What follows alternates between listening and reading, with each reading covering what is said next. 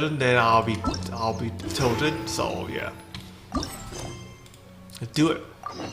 I need to switch this thing too. We have to do all the events though this day. So we're going to start with looking for bamboo. It says so. Bamboo is all over the place in this place. At least you have a lot.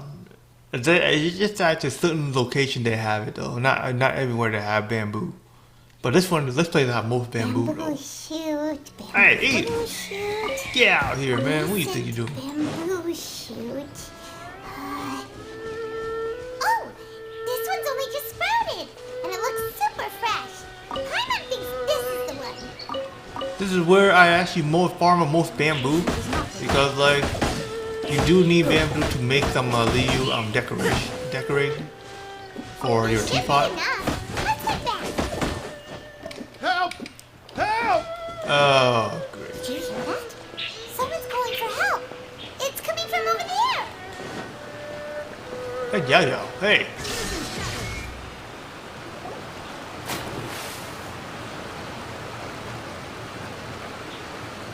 Are you okay?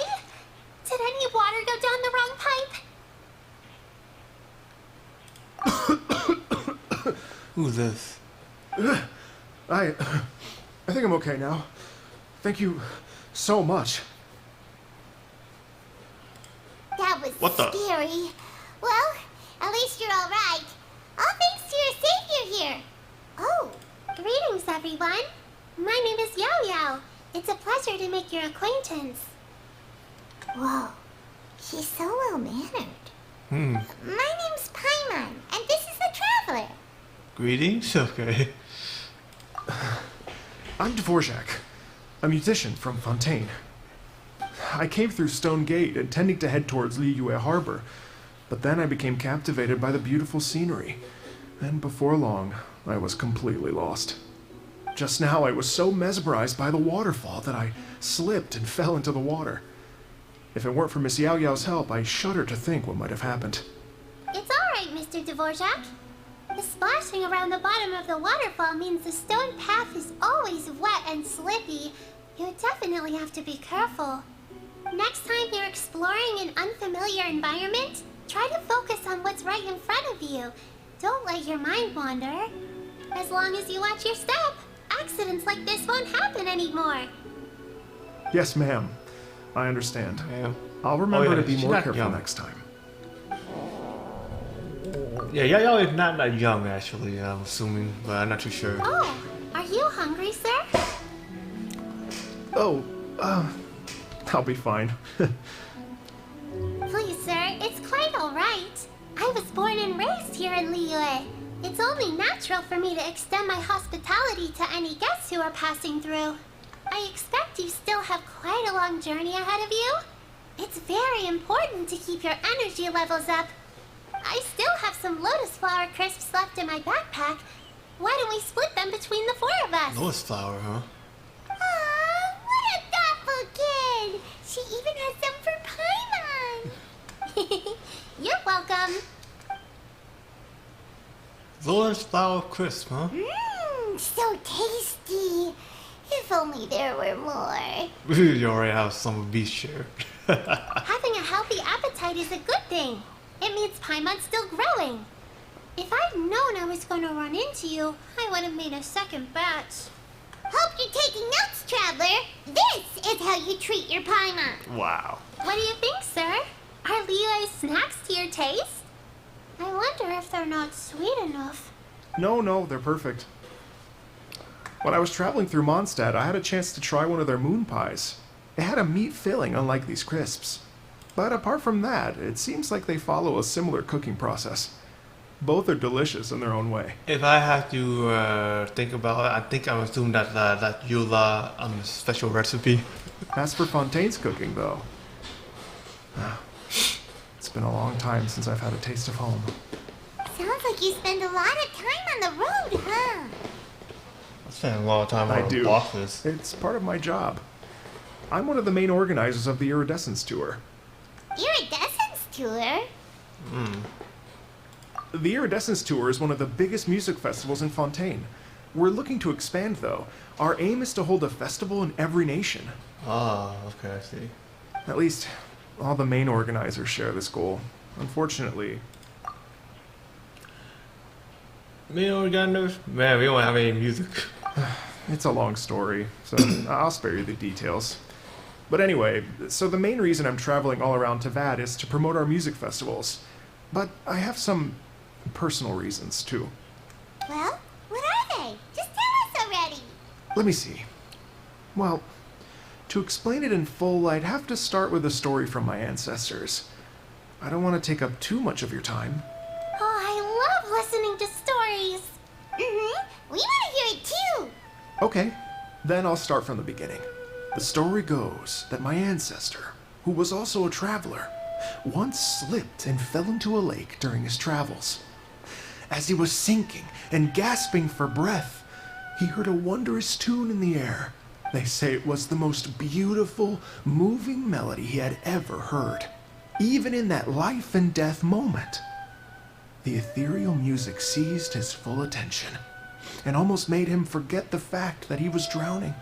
When he finally came to, he found that he had already been brought ashore. Not too far from him stood an unfamiliar woman with an almost divine aura. Once she saw that he was no longer in danger, she left without a word. My ancestor tried to run after her to give his thanks, but although a mere dozen paces separated them, no matter how quickly he gave chase, he drew no closer and remained a dozen paces behind.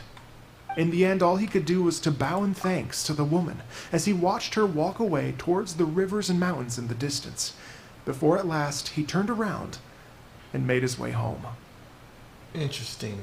So, a woman then, but it's ancestor, okay. Once he returned to Fontaine, he began to learn an instrument so that he could spread his story far and wide, just like the bards. After generations of retelling, embellishing, and dramatizing, people have come to think of that lady as something like a fairy. The story's become something of a local legend in Fontaine. It's called the Lady Overlooking the Lake. Wait, People now say that if you go down to the lakeside and play an instrument, so long as you play a pleasing melody, you will hear a fairy lady who is hiding out of sight, playing along with you. Wow. Nice legend. Is that even... I was just trying to think of who is it. Well, yes. As it stands now, it's become a touch too romantic and detached from reality. But I understand the original story and its historical grounding better than anyone else. I wanted to find out the truth of this tale. So I decided to retrace my ancestors' steps and search for that lady's modern-day descendants. Of course, there's no way of knowing where my ancestor fell into the lake all those years ago. So I always knew that the search would be akin to looking for a needle in a haystack. It's gonna be hard because who knows that lady's still alive? Well, it said in a fairy, so I'm assuming she is. I've alive. spent many years on the road now, and I'm nowhere near as fit as I was in my youth. The wish that I've spent half my life chasing after has now become something of an obsession. Well, I haven't lived half of my life yet, but still, I understand how you must feel. So she is a little kid. I meant too! It's like... imagine if you saved the center of a lotus flower crisp, which is the best part, by the way, because you wanted to eat it another day, but then suddenly, sploosh! It falls into the water, never to be seen again! Wait, what? Paimon would definitely remember that for the rest of her life. Okay. There's no need to feel sorry for me.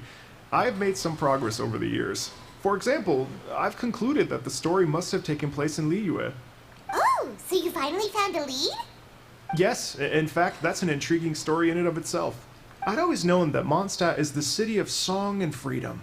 But more recently, I heard that the Animal Archon returned to Mondstadt for a festival in the fall, and learned that he himself is a patron deity of music. So I prayed for the Animal Archon's guidance in the Mondstadt Cathedral, and as soon as I set foot back outside the front gate, I noticed a cluster of leaves being blown in the wind further and further west, towards Stone Gate. A friendly local told me that this meant the wind was guiding me in the direction of Liyue. So I followed their advice and made my way here. Well, look like you are. Right? You get it. I knew I'd find someone that agrees with me eventually. Traveling all over the place. Are you sure? It's sounds a bit too much like one of those fake legends told by those treasure hoarder guys to scam gullible grannies from Jinsa Village. That could be it too. Rex Lapis has returned to the world. Just give me some incense and a little mora towards the travel fees, and I will pass your gift on to the Lord of Geo and ask him to keep you and your family safe and well. And so on and so on. Don't worry, Yao Yao. We have a lot of experience with deciphering omens and stuff. And anyway, you only got scammed if you handed over Mora, right? Actually, to express my gratitude, I did spend rather a lot of more on several bottles of fine wine, which I left at the Statues of the Seven along the way. Oh dear. Well, how about this, ladies and gentlemen? Why don't I bring you all to Yujing Terrace to see Miss Ganyu?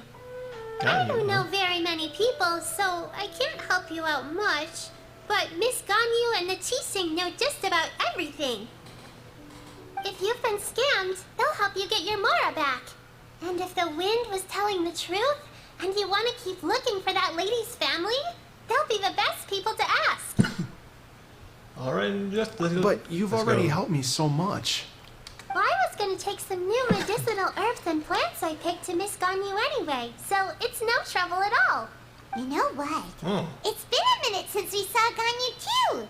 It should be nice to pay her a visit before Lantern, right? I'm assuming you're gonna be very busy, just like coaching us like last time, man. But I remember the last time, man. It was so busy. Alright, well, my sincere thanks to you all. I will never forget your kindness. Okay, everyone, please follow me. I'll be your guide. Remember to watch where you're going, okay? Uh-oh. Paimon's out of a job.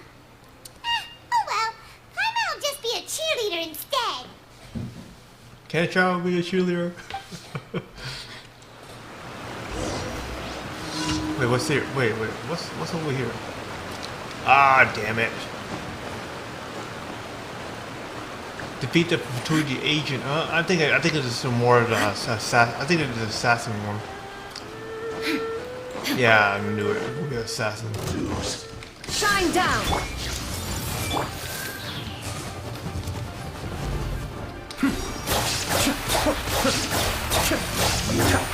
Can't run from death. I forgot how weak that thing is. Yo, we all the way over here and had to travel all the way back here. Dang. I hate walking like that, but it's your adventure, man. That's a life of adventure for you there. Well, I walk a lot before, and I just now get tired of walking.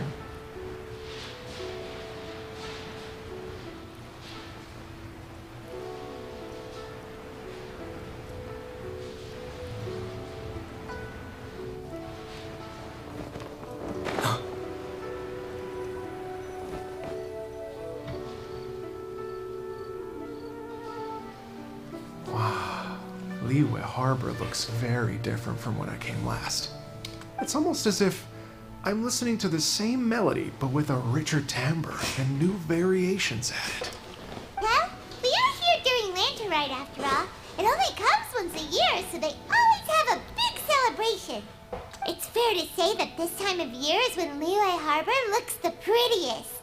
Great! Let's go and check it out. I can't wait to get into the city and see it all up close for myself. I haven't even taken a look at as close to the The city streets yet. are breathtaking. Smiles and laughter everywhere I look. It's contagious. I can almost feel the music in the air.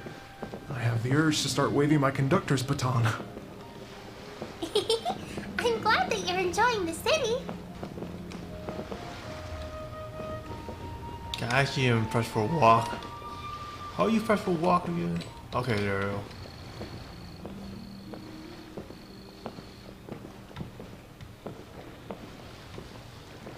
Well, I don't think you need to anyway.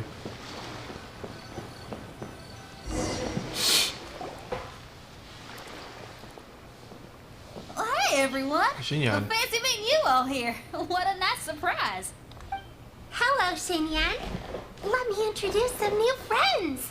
They are They know us. Traveler, Paimon, and Mr. Dvorak, right? I've known them all for quite a while. So you already know each other, yeah. Seems like it. When I was last here to advertise a Liyue stop for the Iridescence Tour, Xinyan was one of the few people willing to give me the time of day.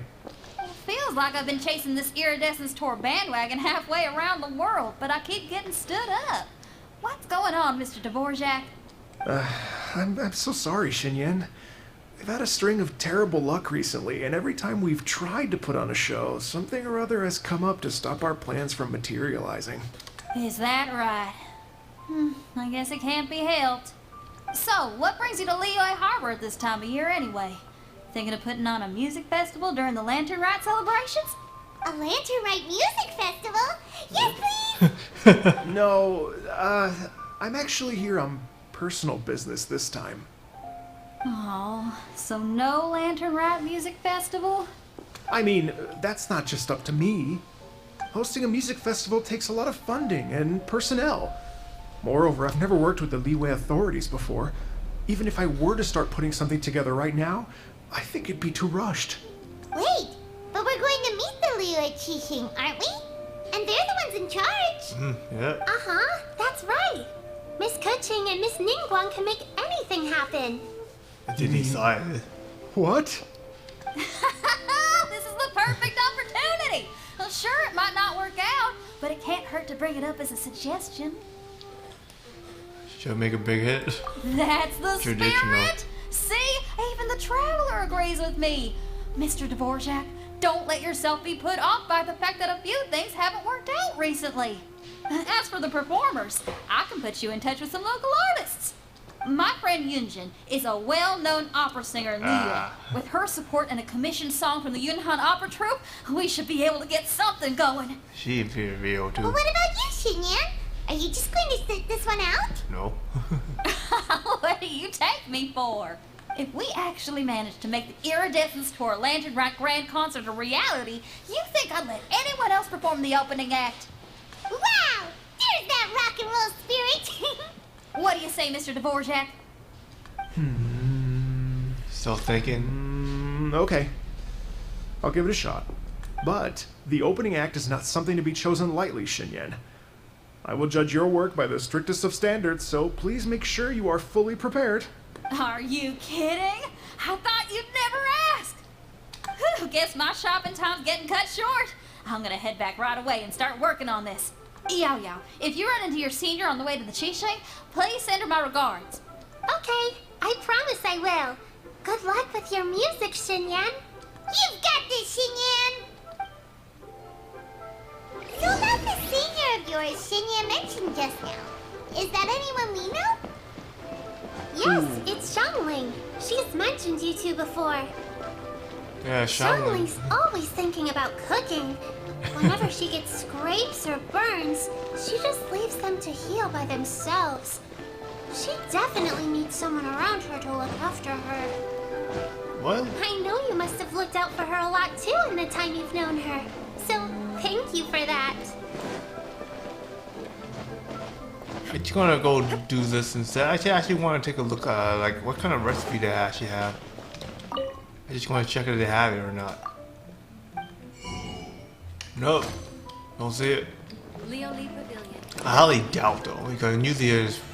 I suspected it should have it actually. Place to go for classic U.S. dishes.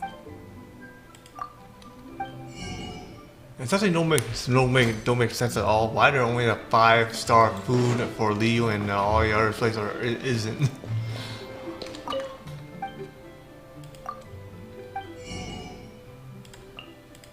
all my money, all my coins, those things. Okay.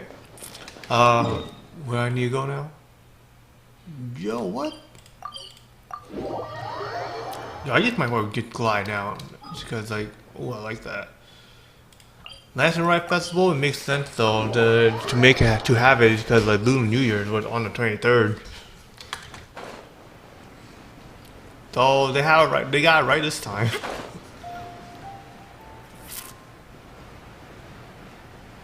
Well, sort of. I think Lantern Rite more of a Chinese traditional New Year.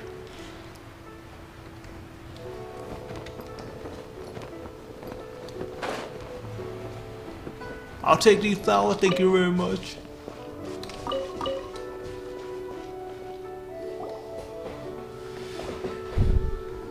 Oh, it's Master!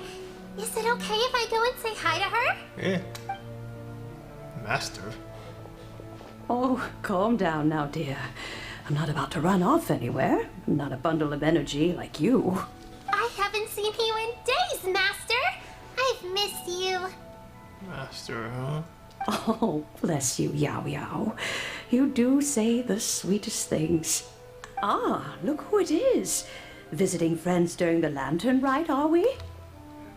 Meet me again there. You're half right, Madam Ping.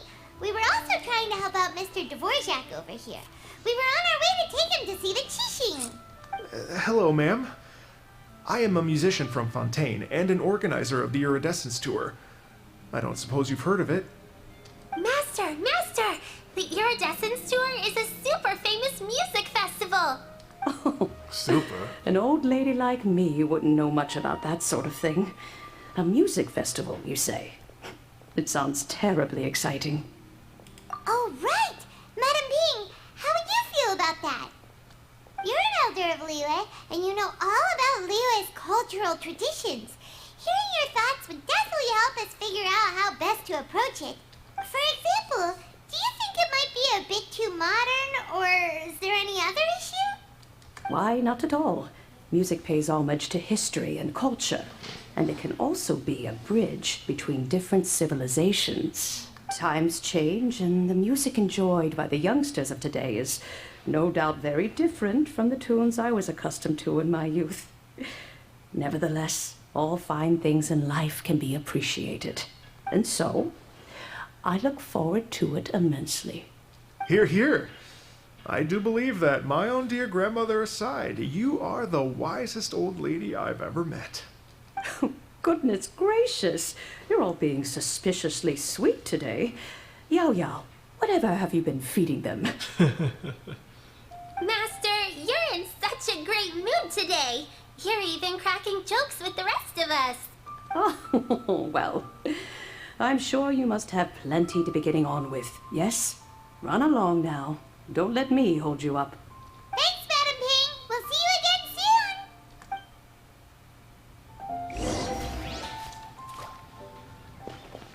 soon. Okay. Wow, that's a lot of stuff going on. Okay, we're gonna have to go look for Gayu. Let's just go over here. Let's go down.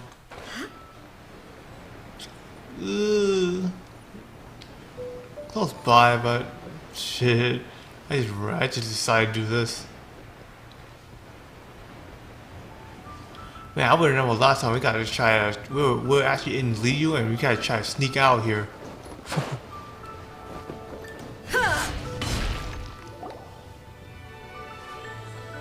And when you meet with the Ministry of Civil Affairs, please remind them that the festivities are not an excuse to procrastinate their work. Understood, Miss Ganyu. I'll take my leave now. Head secretary there, like guy, it's for Gayu. Got you! What brings you here, Yao Yao? I've brought all the medicine you asked me to pick for you. Oh, and here's a pack of sweet flower seeds as well. Also, these dried Jingshin leaves make a great pot of tea that's very good for you. I know you've had a lot to deal with at work recently, but you shouldn't push yourself too hard. If you're not careful, you'll end up falling asleep in the grass again. That's why we just said last time. Well, this is weird.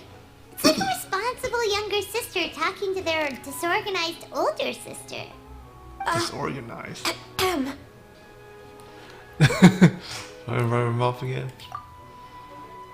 Thank you, but Paimon's criticism is quite valid. I do have a tendency to neglect matters outside of work, and that's something I should improve on. Oh, my apologies. I don't believe we've been introduced. Ah, Paimon will do the honors. Okay. Oh, we're not gonna listen to that, huh? What's wrong? Did Paimon go over everything a bit too fast?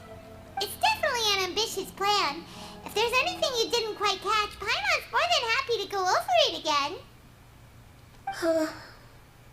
It may be a little difficult to make this happen. Oh? Well, the Lantern Rite is the most important festival of the year. Our celebrations must not only be visually spectacular, but also appeal to the tastes of Liyue citizens from all walks of life. The Iridescence Tour is relatively unknown in Liyue. It's difficult to predict how a brand new show will be received. It would be quite risky for us to bet everything on this one music festival. All very valid points. I completely understand. Therefore, we will not replace or cancel any of our pre-existing program. However, I will submit a proposal requesting to put the Iridescence Tour special performance as the final act of this year's festivities. Some live music will certainly add to the festive atmosphere on the night of the Lantern Rite. As for the venue, let's reserve a space at the docks. They're not stealing anyone's thunder. Yes, my thoughts precisely. Now I just need to take some time to give this proposal some polish. As long as I clearly lay out the pros and cons, and highlight the key points of the proposal, given that Ping and the Traveler have both given the idea their blessing, I'm confident that Qixing will be sure to give it serious consideration. Mr. Dvorak, I will need to discuss with you the number of musicians who will be coming to Liyue, as well as their catering and accommodation requirements. Oh, yes, certainly. Let's step to the side and discuss further.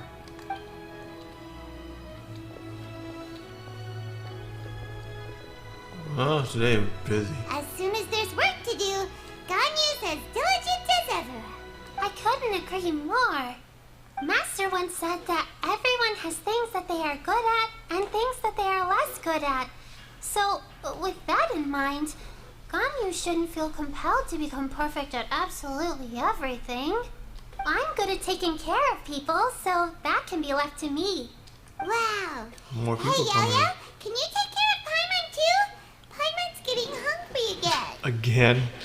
You're trying to be a freeloader again? I'm afraid my backpack's empty now, but if you let me know what you like, I can bring you some of your favorite dishes next time we meet. Apart from lotus flower crisps, what else do you like? Anything A lot. sweet, and anything that's made from slimes. Made from slime. Here's what I've drafted so far. Anything else you want to add? No, this is excellent. I'm racking my brains, but I don't think you've missed a single thing. Perfect. Then we'll leave it as is. I'll go make an official copy. Oh, perfect timing. We were just wrapping up our discussion here. That was quick. Not at all. Every second counts for a complex proposal such as this. I will inform the Qixing of this development immediately. Please give me a moment to pass on the message. Yao Yao, thank you for bringing my herbs. I will make sure to take them. Remember to make tea from them first, Ganyu. You mustn't just chew them raw. She know that. I will. Wait, what? Okay, I should be getting back. If Yao-Yao stays out for too long, Mom and Dad will be worried sick. I can't even help right now. Like, guy, you don't even like know how to make tea right now. Everyone, I'm sure that the music festival will go off without a hitch, so don't worry. And in case I don't see you before, I wish you all a very happy Lantern Rite. Thank you, Yao Yao. Happy Lantern Rite to you, too. We should go get dinner together sometime. Stay where? Okay, stay put and wait for 2 hours. Wow.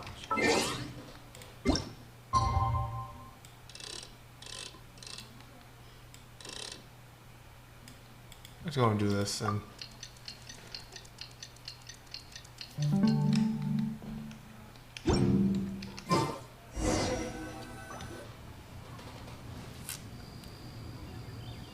Greetings, Traveler, Paimon, and Kuching. Mr. Dvorak. Call me Kuching. Ganyu has brought me up to speed on everything. I'll get straight to the point. The Qixing have approved Ganyu's proposal. Over the next few days, I will be working with Mr. Dvorak on behalf of the Qixing to facilitate the organization of this concert. Yay! That's awesome! Coaching strike again. Please. The Qixing have a duty to deal with matters such as these. We have merely moved things forward to the next step. On a more personal note, I am an avid supporter of all things new and innovative. As such, it is my privilege to work with you on this exciting project. Thank you so much, Kuching. I'd become quite discouraged after our recent failures and was expecting the same outcome once again, so I didn't dare to get my hopes up. Never in my wildest dreams could I have imagined this going so smoothly. It's like a dream come true. Right, time for me to call in the performers. To stage a concert at a high-profile event like this is a rare opportunity. We'll make sure it's a night to remember. Yes! Our music band's finally getting fired up! Yes, indeed. I know exactly what I'm doing from here. For a musician, music will always be the language they are most fluent in. About your ancestors? Oh, that. Well, that can wait for another time. Okay. Oh, I think Ganyu? What's wrong? They told me all about Mr. Dvorak's situation, but I was so engrossed in drafting the proposal that I forgot all about it. Wait. Could that be Ganyu that his ancestor meet? Because Ganyu did survive over 2,000 years already. Oh, that's quite alright. I don't even know what the person I'm trying to find looks like, so it was always going to be a long shot. Don't worry about me, Ganyu. Your time and energy are needed elsewhere. I'm sure you already have plenty to deal with between this concert and everything else going on during the Lantern Rite. Thanks. It was just that I had a few initial thoughts when I heard your story. For instance, I wonder if this lady your ancestor met might have been an Adeptus. What do you think? Definitely possible. Well, it makes sense. She is one of them. To tell you the truth, Mr. Dvorak, I am somewhat related to the Adepti myself. I am part human and part Qilin. Okay. The Qilin is an illuminated beast.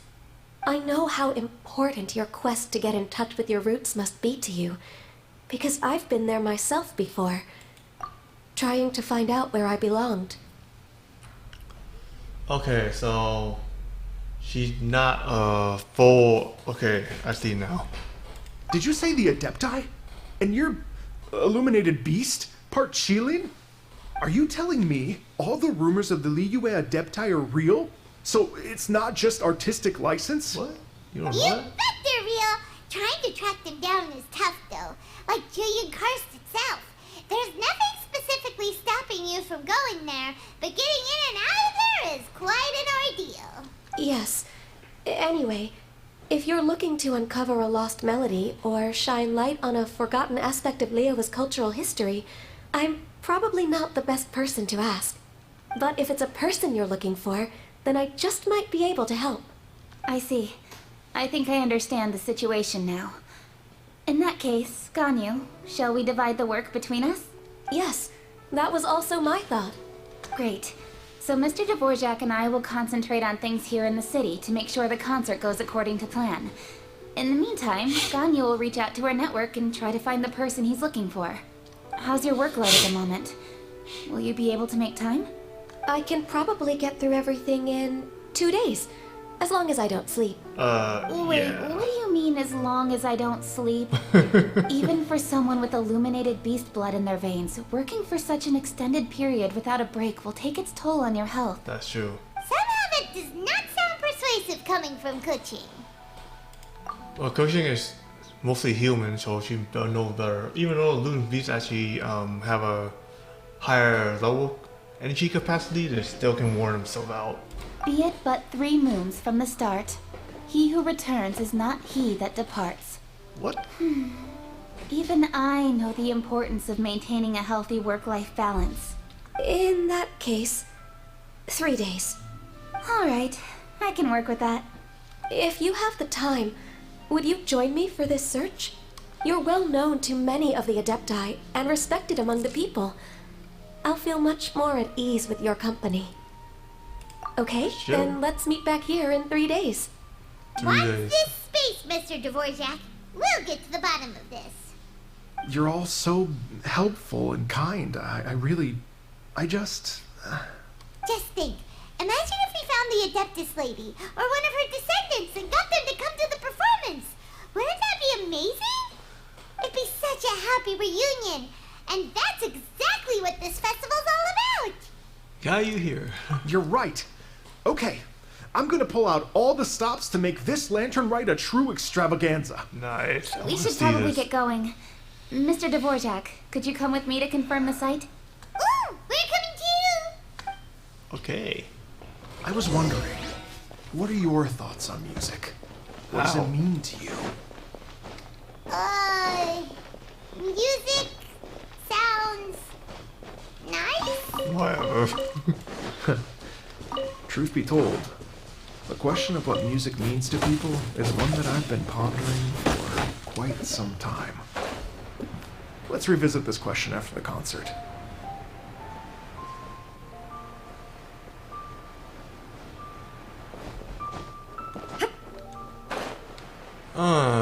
Something new this year. Not the. It's something else. It looks like a bird now instead of like four-legged creature. Lady Yuan? Baiwen, what is it? Per Lady Ningguang's orders, I've been gathering intelligence outside of the city with the goal of uncovering and dispatching any trouble ahead of the festival. I am told that a strange melody was heard somewhere along the coast. I was wary of investigating further on my own, so I was just on my way to report this incident to Lady Ningguang. But I'm worried that if we don't act right away, we may miss the window of opportunity to take appropriate action. I understand. In that case, There's that on this one. Yeah, Kuching, you're busy enough as it is. There's a ton of different things in the city that needs your attention.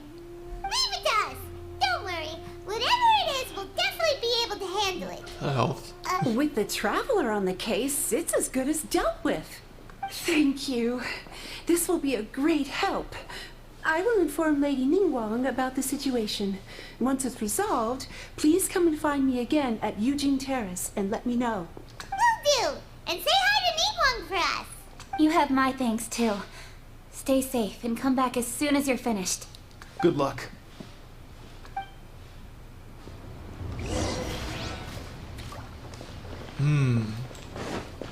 Place that she mentioned should not too far away. Wait, who needs music? Wait, hang on, I need to be sure. Okay, all good. Go and teleport here. Start going. Where I go now? Okay. Wait, I would know this place, man. This place used to be a ghost here too. Ghost town there. It's been so long. I actually done the event over there. There was a lot of stuff to do, but I managed to keep up with everything.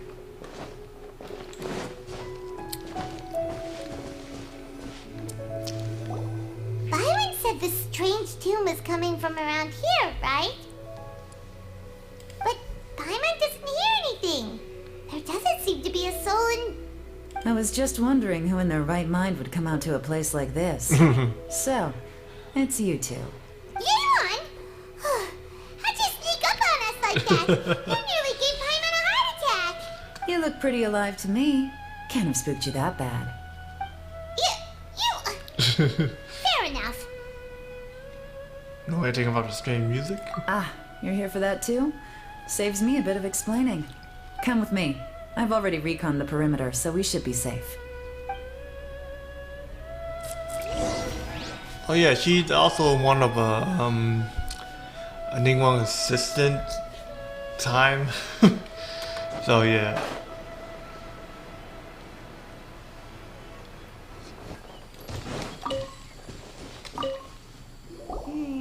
The stuff by the door is in pretty good condition, though. It can't have been too long ago that someone was last living here.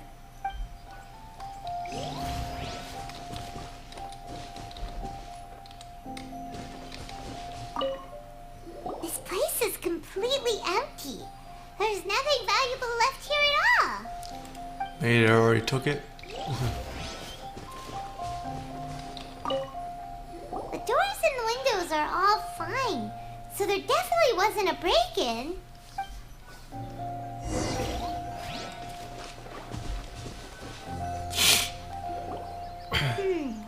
How strange. It looks like it's been looted, except for the fact that there's no sign of a struggle. The bad guys could have sneaked in while the owner was gone, but then how do you explain why the door and windows are intact? Seems you've done a pretty thorough inspection. So, any theories on what might have happened here? Yaylon, you didn't hide some of the evidence from us on purpose, did you? Why would I make this more difficult for you? We're on the same side here. Okay, well, Paimon gives up then. Paimon's got nothing. What about you? Give up as well? Difficult to theorize little elephants. Yep. It's not obvious at first sight, that's for sure. To be honest, I was only able to put it all together because of some background knowledge about this area. A long time ago, there used to be a group of bandits in the Liyue countryside who would sound a horn every time they were about to raid a village. But it wasn't a rallying cry to rouse their fellow men. It was a disconcerting tune, meant to intimidate the weak and warn them of their impending doom. To escape with their lives, the villagers would abandon their homes and flee overnight, taking only their most valuable belongings with them. Everything else was left behind. The bandits were eventually brought to justice, but the fear and trauma remained in the villagers' hearts. Whenever they heard that melody, they would feel like their lives were in danger once again, and flee immediately. The culprit of this crime exploited that very fear to get access to this house without having to force their way in. Whew. That's quite the story. The victims obviously will have gotten quite a fright, but at least they won't be in any great danger. The important thing now is to find this copycat criminal. Use the elements of sight. On huh? any other day, that'd probably be a good idea. Unfortunately, it's not gonna work today. Take a look around and you'll see what I mean. This criminal is clearly well-versed both in using music to commit crimes and in making a clean getaway. Not only did they stay off the muddy road to avoid leaving footprints, it looks like they were also careful not to bring any gadgets with so much as a trace of elemental energy. Evidently, they were intent on keeping even the most experienced investigators off their trail. Unfortunately for them, I'm one of the best trackers in the business. They're not about to get away with their little scheme on my watch. So basically, if we want to find the culprit, we just need to follow Yaylon. She experiences this place anyway.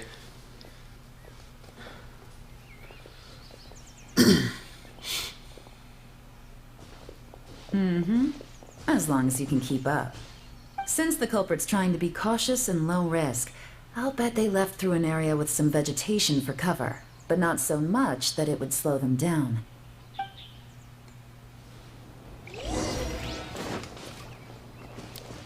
You say you can keep up, huh?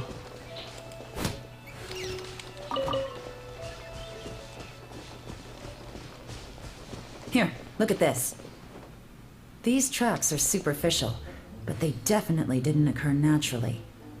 Something heavy was being dragged this way, meaning we're headed in the right direction. Talk about being very cautious, huh?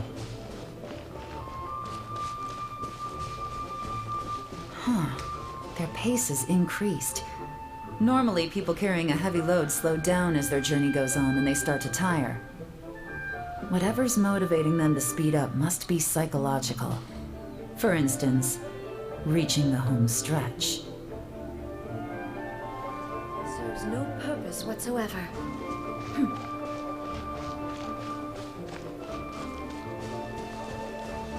It's actually very fun. I actually want to see. Only treasure hoarder would steal something valuable too. There they are! Look! A treasure hoarder tent! Ugh, not the treasure hoarders again! It's so close to Lantern Ride, too! 'Tis not the season for their antics! Come on, let's round them up. Well, it's the best idea. So they have to do something. Well, I can understand it. I can see why too. So yeah, let's go and do the same way we always do. And Evie's treasure horror be fine.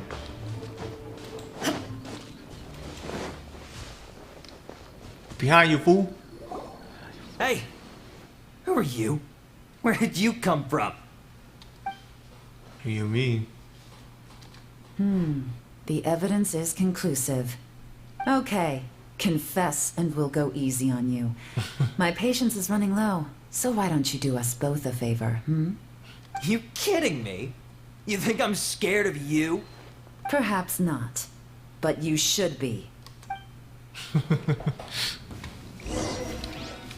Oh, so you and Yulon now. Gotcha.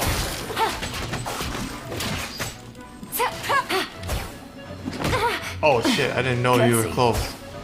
Curses. Seems like you're not all talk after all. There's no going back now. Better up my game. Okay. I would like to see what your game is.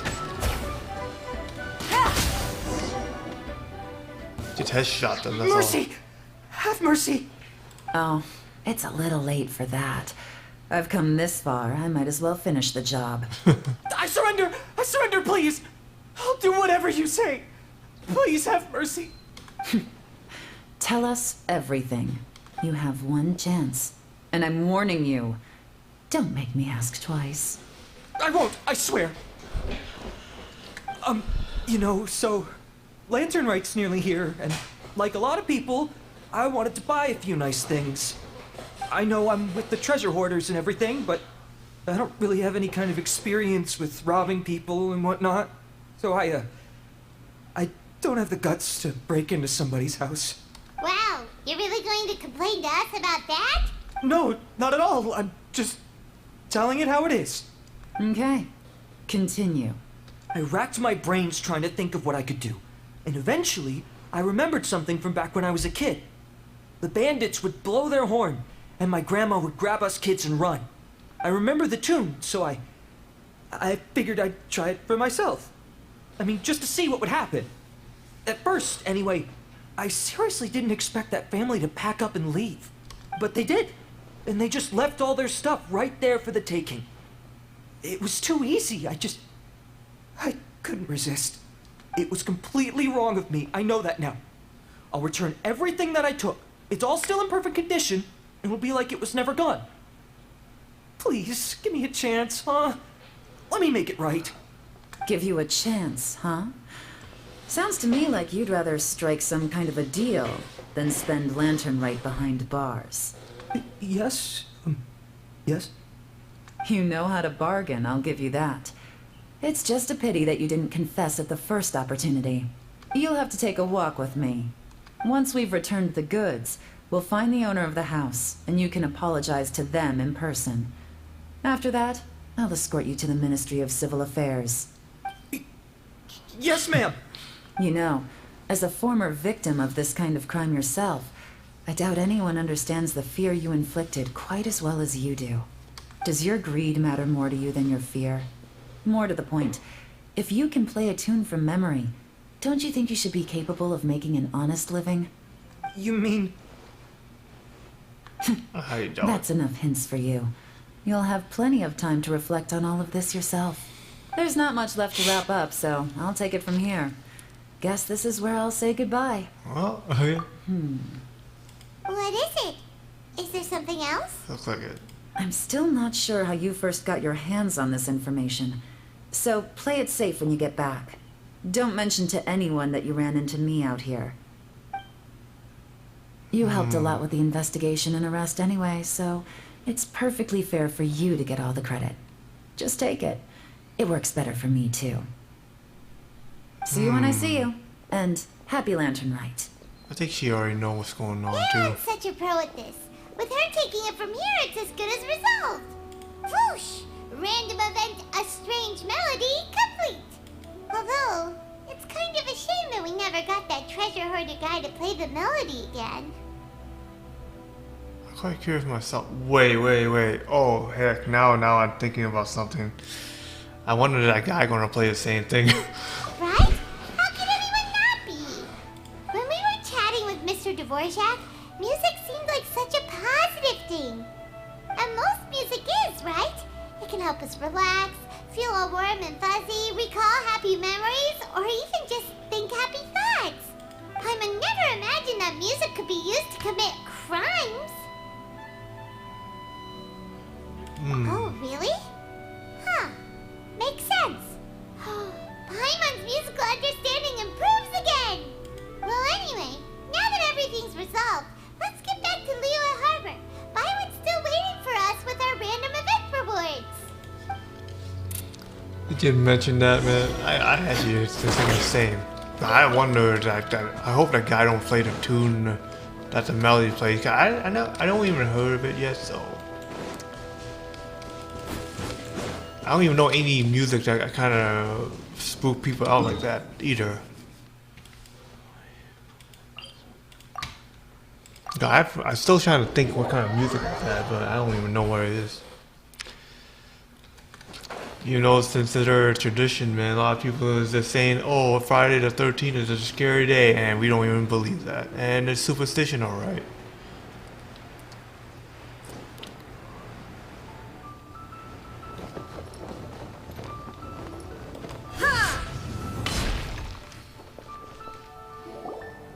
Byron, we're back! Everything's all sorted! That's great news! Oh, please wait here a moment if you would be so kind. Lady Ningguang instructed me to advise her upon your return.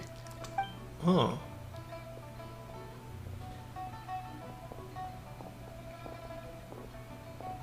My greetings to both of you. Long time no see. No need to be so formal with us, Ningguang. We've known each other for a long time now. You must be super busy with all the preparations for Lantern Rite. Don't mind us. On the contrary, I think it is those that I have known longest to whom I should extend the greatest courtesies. Alas, on a different day, I would invite both of you inside for some tea and a brief respite from your travels. But you're quite right. Trivial matters aside, there's no escaping the fact that we have a grand concert to organize. Once the performance itself is over, we'll then need to invite the representatives of the Iridescence Tour for a discussion on future collaboration opportunities. The financing arrangements alone could well entail many rounds of discussion. Simply put, there will always be work to do. Whoa, you're already thinking that far ahead? Well, we can discuss more current affairs if you'd prefer. She always I trust you saw this year's Mingxiao lantern at the docks when you arrived at the city? Yeah, it looked like a goose. Which Adeptus is it modeled on this time? Sea Gazer. I believe you're familiar with the name. Yep. Legend holds that he was free-spirited and easygoing. People described him as a cheerful soul and a loyal friend. It's been long, I can't recall. On this marvelous lantern rite, we pray that the fallen heroes may be guided home. If the sound of music can flow like the rivers and streams into every corner of the land, perhaps the souls of those who have gone before us will hear the song of a new era. I wonder whether the melodies will be to their liking. Oh, they're gonna love them. I'm sure of it. At least, if the guy you mentioned is anything to go by, the Adepti and heroes of the past sound like a positive and free-spirited, cheerful bunch. They're sure to be open to new music. Well, let's hope so.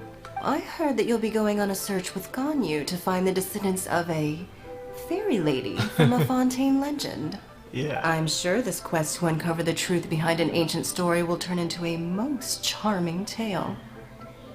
Do share it with me, won't you? I couldn't bear to miss out. Sure. Oh, we just need to find out.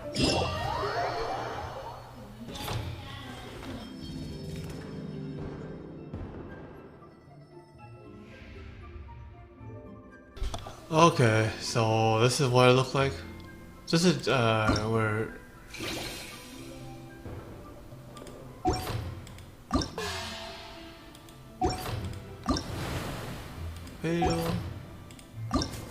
yeah. But what else? So those are all the days we had to do. We got this part done, we have to do the next part. No, instead I had to wait behind the scene. Wait, all that quest came out of nowhere. Dang.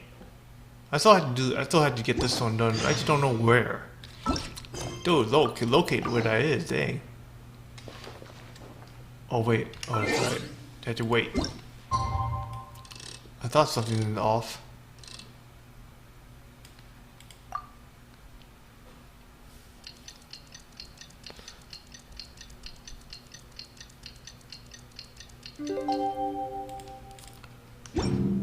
Rise and shine. 2 days later, actually. Gee.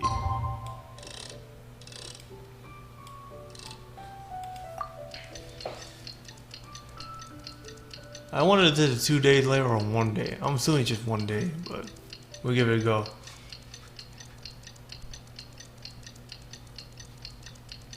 Looks like it's about time for us to meet up with Ganyu. Let's head to Eugene Terrace.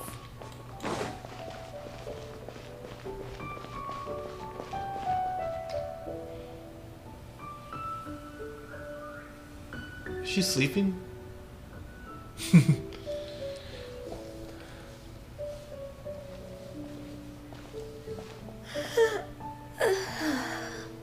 Greetings, traveler in Paimon. What time is it? Are you okay, Ganyu? You were nodding off there. Didn't you sleep well last night? It's like she is sleeping. I'm fine. Don't worry about me. Let's discuss the matter at hand.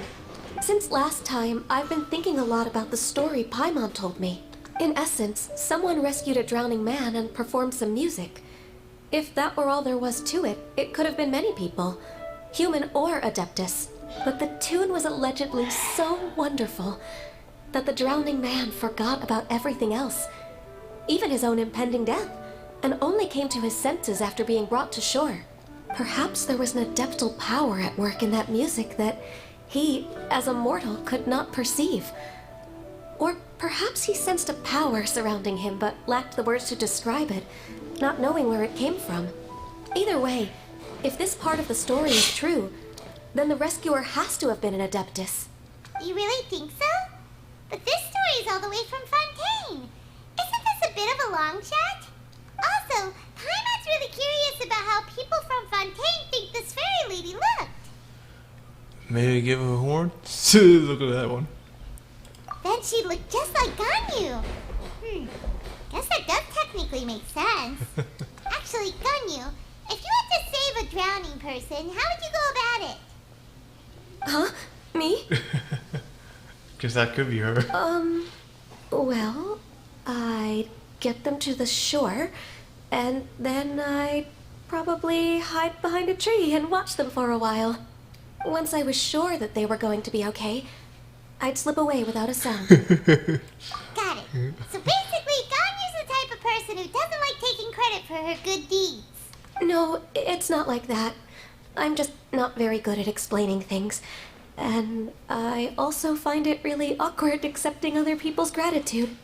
Well, what if this Adeptus in the story had a similar attitude? That would explain why she just left without saying a word. She was probably thinking something like, one was merely passing by and saw fit to address this egregious disruption to one's graceful zithering at once.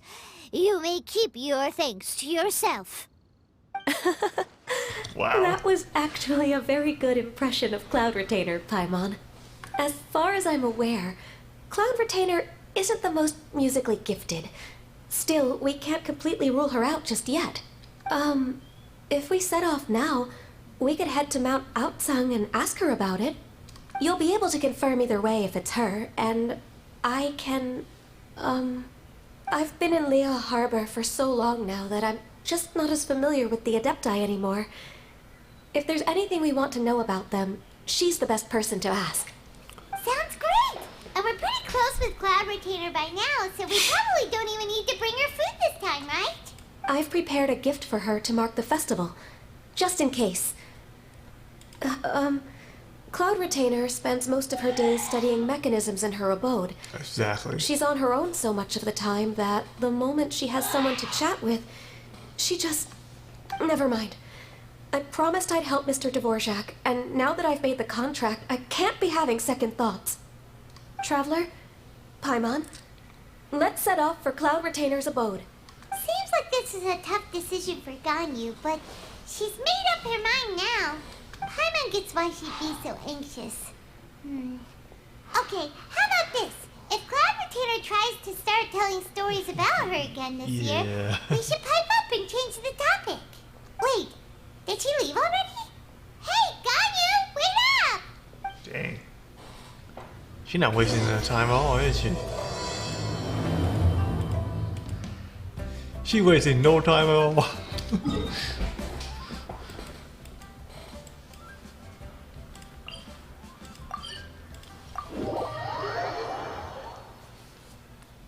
I wonder how she actually gone this far without even like having enough sleep. I'll be still in bed right now.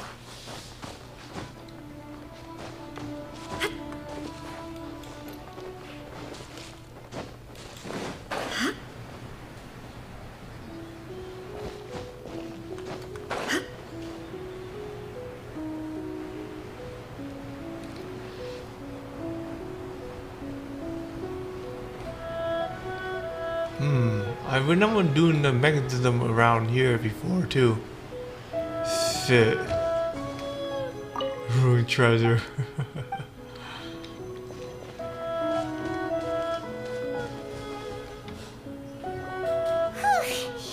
Paimon's so tired from trying to keep up.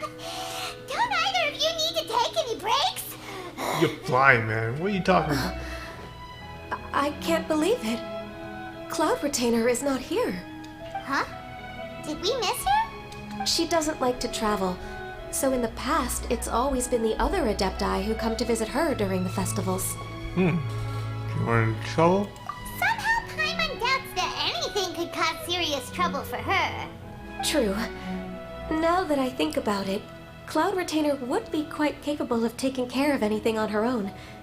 There's no need to worry about her. Since she's not here, I guess the next step is to check all the other Adepti abodes, one by one. Uh-oh.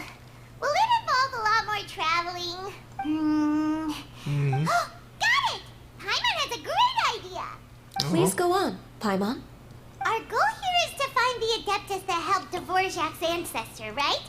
We can't hear any music right now, but if she's really as nice as the story suggests, she'd definitely come to help anyone who was drowning, right? Yes, I think that's fair to say. So, all we have to do is get the Traveler to pretend to fall into the water, and the Adeptus will come to the rescue! Are you sure? Why don't you try? You know perfectly well that Paimon can't swim! Paimon would sink like a rock! Didn't we fish you out of the water too? I guess I can give you a try. Just trust Paimon! The water's pretty deep over there. Quick, swim to the very center! Oh god.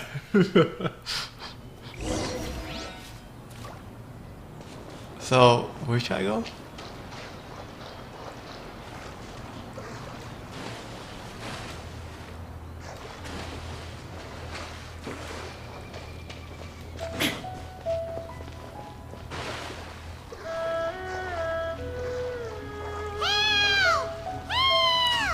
Someone's drowning! If only there was a kind-hearted Adeptus here to save us! Oh no! Whatever will a Paimon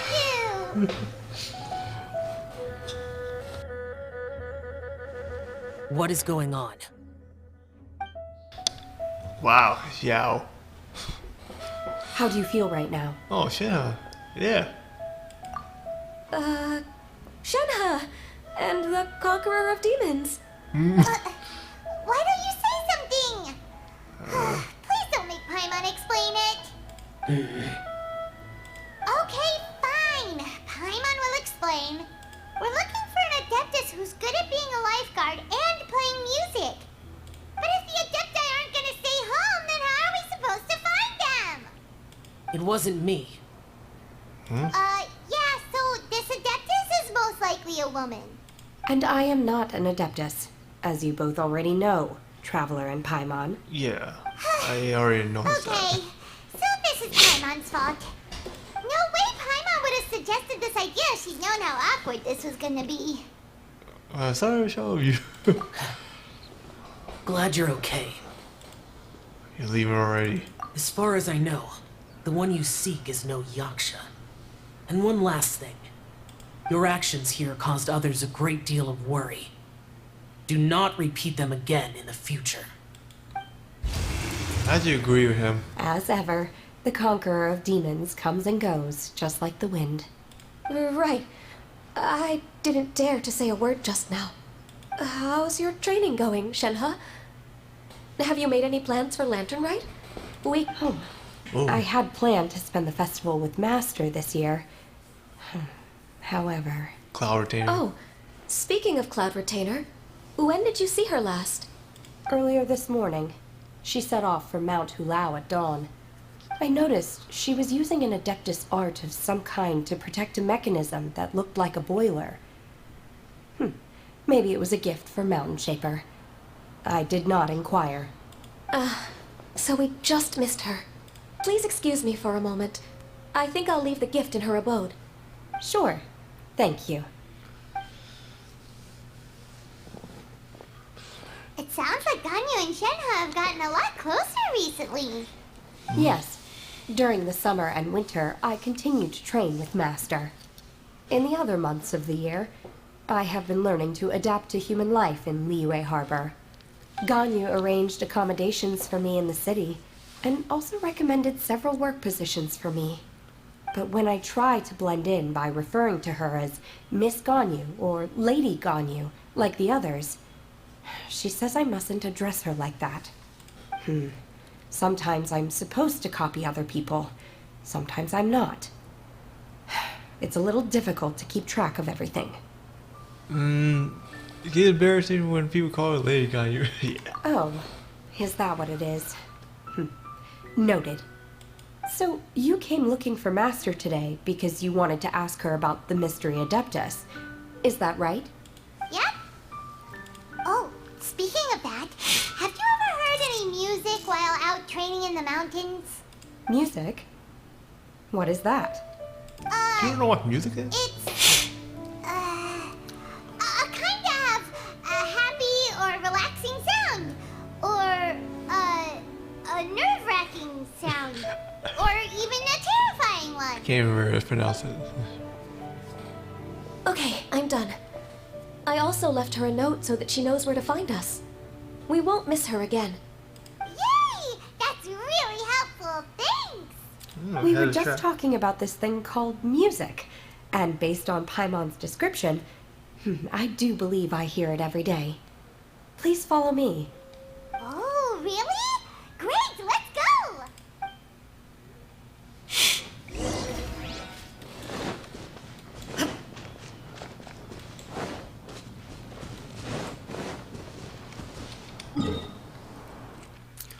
She's going to teleport here, then it's just like, yeah, get you closer there. Just closer and faster, I'm assuming. Hopefully it doesn't slow me down, which I think it kind of did. A little.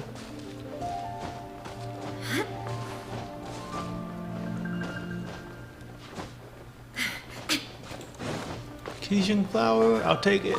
Thank you very much.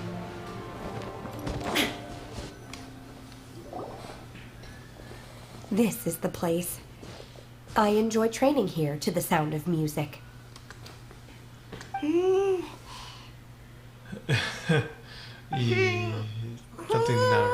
something now. What? Oh no! Paimon's gone deaf! Paimon can't hear anything! Yeah. The faint sound of birdsong, the quiet murmur of the streams. These are relaxing sounds. Are they not the music of which you speak? Oh! Paimon wasn't quite done with the description. Okay, fine. It's all Paimon's fault. What we're looking for are not the sounds of nature, but melodies played on special instruments. Oh. And a melody is? If I'm singing nursery rhythm. Why don't you sing a post a song of lace? Huh? Hey, why don't you just sing that one melody Shen has heard before? It'll probably help her to understand what we're talking about. Finger across won't attract a woofer flower?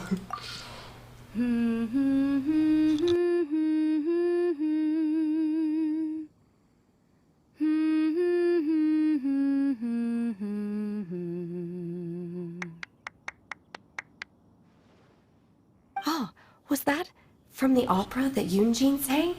Sound like one. That was a melody, and Yeah. melodies can be called music. Yeah, I heard that. It felt like I was transported back to the past. In my mind's eye, I could see the Zhao lanterns lighting up the night sky again. We're all there, raising our glasses and drinking to our heart's content on the Jade Chamber. As I watched Yunjin's performance, I felt a warm sensation in my heart. And as the drink reached my stomach, it went from warm to hot. When you hummed that melody just now, feelings from a whole year ago came right back to me, as strong as they were on that day. So that's the power of music. Wow, Shenhe. She didn't know. That was so deep! Music definitely has the power to bring up memories. It's like a time capsule with all the special moments from our life squished inside. What about you, Ganyu? Are there any melodies that have left a deep impression on you? I don't remember if my parents ever sang any lullabies to me. I know some local folk songs, and a few other things come to mind too. My parent never does. The songs of the Alright, sailors down sleep. at the docks. The little ditties that the vendors call out in front of their beloved shops. The tunes of folk artists performing on the streets. Oh, that sounds like Leo Harbor? Yes, that's right.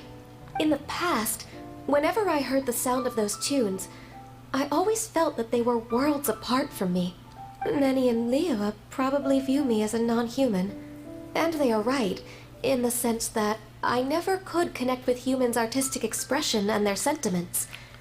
So I haven't been able to integrate into their community and be a part of their lives. At least, that's the view I held in the past. Only more recently did I start to realize that the only barriers are ones that I have erected with my imagination. The way those melodies make me feel isn't all that different from other people after all. They're about mundane details of everyday existence. Life's ups and downs, joys and sorrows. Even though we come from different backgrounds and have different stories to tell, when it comes down to the most common things that we see and experience around us each day in the city, in that sense, we're all the same. You go, Ganyu! You're really making progress. You have loads of friends in Liyue Harbor when you think about it. Okay, maybe some are more like coworkers and bosses, but at the very least, Kuching and Shenhe are your friends now, right? Yes, I am. Technically speaking, we should refer to each other by the conventional forms of address used among fellow disciples. But now that I know what constitutes a friendship, I do believe we are more friends than co-disciples. Thank you, everyone. Once the days are warmer, I would like to host you at my home in the city. Please invite Kuching as well. I've planted many types of flowers. I'm sure some of them will be to your taste. You are too kind. I couldn't possibly. Very formal. Nonsense. You are my friend. I have cultivated and cared for the flowers just as you taught me. Once you've seen them for yourself, I am sure you can advise me how to do an even better job next time. I will save some for decoration. We can feast on the rest. Then, thank you in advance. Wait, what is that saying again? If you insist? Do people say that? I'm not completely sure either. It doesn't matter, okay? You got the point across. No need to split hairs. Paimon's more concerned about your idea of a girls' night out. Eating flowers? Really?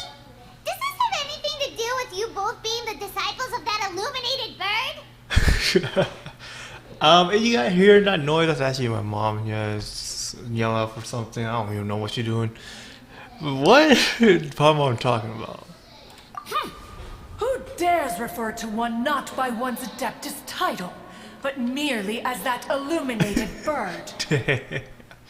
Master, our greetings, Cloud Retainer. Ah! There it is! The illuminated bird has landed! Double humph. Now she has the gall to use it rather than she. Even after being chastised once already? Barely a moment has passed since we last met, and yet your impertinence has reached new heights. Very well.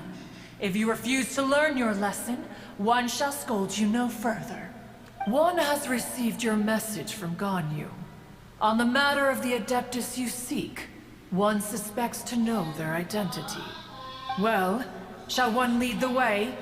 Please just Cloud Retainer. I still have to complete my training for today, so I will bid farewell to everyone here. Very well. Await my arrival at one's abode later this night. On this special occasion, you should indulge yourself with some savory dishes. I just wish I had some places where we're kind of more quiet. Next time I use my headset. Happy left, right, you know? If you want to release a Shao Lantern, come and find us anytime. Thank you, everyone. Happy Lantern Rite to you too.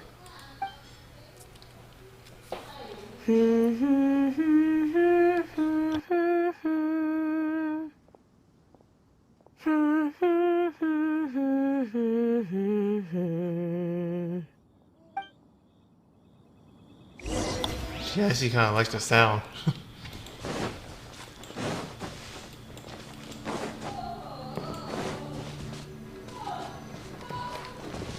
Wait, I think they're.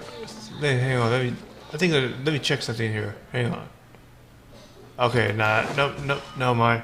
I thought there was something that I'm looking for in there.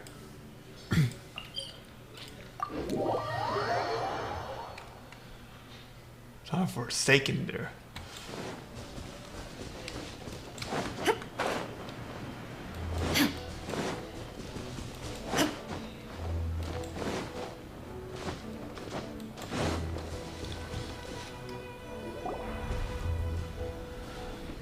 Is this Guili Plains? Cloud Retainer, why did you bring us here? Ganyu is of course familiar with the name Guizhong, but have you ever heard of her? Not sure. Guizhong is another name of Agentis, the god of dust.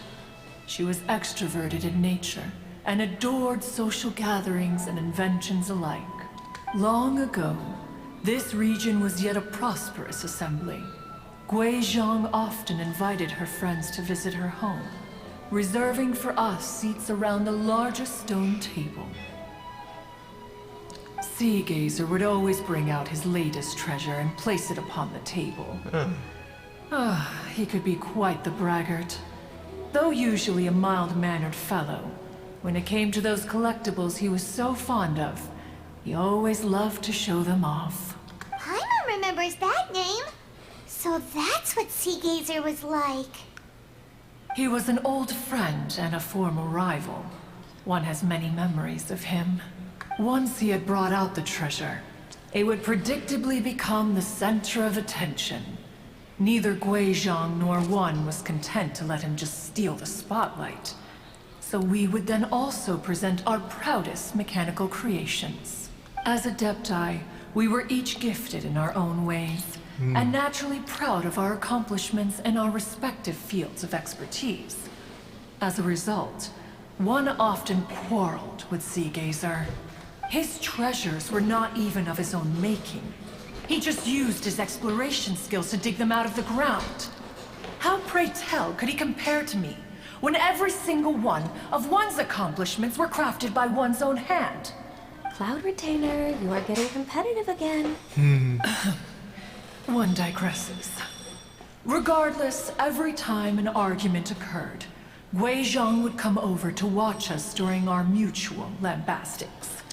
On some occasions, she would join in, and on others, she'd take one of us by the limb and start uttering the most ridiculous nonsense. What kind of nonsense?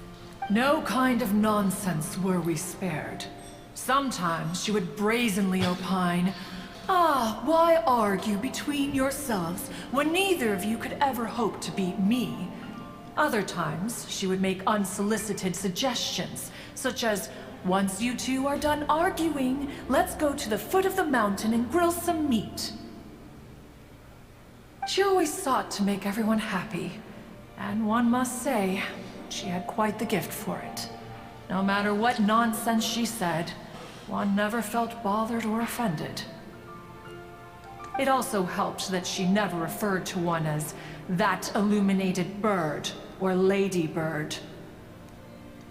Come on, get over yourself! Anyway, just as our impassioned arguments would reach the apex of acrimony, Marchosius would bring his delectable dishes to the table. Who would dare snub the stove god and his wondrous creations? At the sight of him, we would all immediately drop the argument and prepare the table for a night of feasting and drinking. Back then, one was always bothered by how the cups Rex Lapis brought were always too square for one's taste. Can you see yourselves ever enjoying a drink from a square cup? Does it sound annoying? Precisely.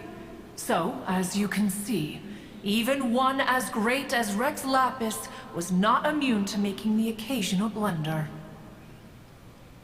Even one could never find fault with Marchosius's cooking. As we ate, Guizhong would continue to find topics for conversation, filling the table with humor and laughter. Each of those old fossils had their character flaws and points of obstinacy. So why was it that whenever we dined together, we always had a marvelous time? We would drink together from a spot high in the mountains, until the moon set and the sun rose, and only then would the banquet finally come to an end. Streetwood Rambler would often remain to admire the flowers with Guizhong before returning to her own abode. The glazed lilies were far more abundant back then. Streetward Rambler? That would be Ping. You probably know her as Madam Ping. Oh, okay. That's one. Wait, this is a lovely story and everything, but didn't we come here to find that Adeptus from Mr. Dvorak's story? Or are you saying that it was Guizhong? Didn't she, already... Alas, long has one avoided this place for precisely that reason. The sights here are a reminder of a time long gone, and evoke much sorrow. One should have guessed that you would disrupt one's poignant moment of mourning with your incessant questioning. No matter, one will share the whole story with you now. In times gone by, one quarreled oft with Guizhong concerning mechanical principles. We each had our ideals, and neither would yield. Under the pretext of a social gathering, one invited the impartial Rex Lapis to judge the quality of our creations. But Rex Lapis declared that Guizhong's obscuro Vopus mechanism was superior. Though one was too proud to acknowledge it, in one's heart, one knew that Guizhong was indeed the superior talent in the mechanical arts. As for the story between Guizhong and Streetward Rambler, that begins with a certain bell. In Guizhong's opinion, while mechanisms were no substitute for human composers, they were yet capable of producing simple but fine melodies. But Streetward Rambler believed music to be an expression of the soul, an emotional enterprise that could never hope to be replicated by machinery. They argued endlessly, until one asked Rex Lapis to intercede. He confiscated the bell and designated it for ceremonial use. Thereafter, one would often find them convening in the mountains, discussing music, mechanics, and all the affairs of the mortal world. But these good times were not to last. War broke out between the gods, and soon engulfed the Guili Plains. Gui Zhang was overpowered by the enemy and fell in battle. When Streetwood Rambler and I arrived at the scene at long last, all that remained among the ruins was her lifeless body. After this, at Streetwood Rambler's request, Rex Lapis granted her the cleansing bell for safekeeping. To honor our friend's memory, one made a few finishing touches to her ballistic device. Many lantern rites have passed since then. Many greetings and goodbyes. Upon what do you gaze? The Guili Plains? No. It's everything.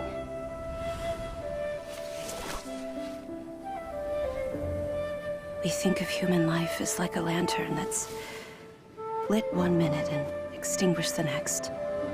But are we Adepti so different? Perhaps as dust settles after a storm, we too must one day return to the world below. One has always been austere and private by nature, and has never relished socializing. One's dealings with Gui Zhang were born out of discussions on the discipline of mechanics. What? You have loads of friends, and you seem pretty chatty. Just because one is not ignorant of social graces does not mean one is fond of them. One is perfectly capable of partaking in conversation despite being introverted.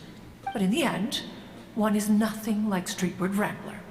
She is dauntless but thoughtful, not to mention eloquent and wise. Moreover, her friendship with Gui Zhang was far greater than one's own.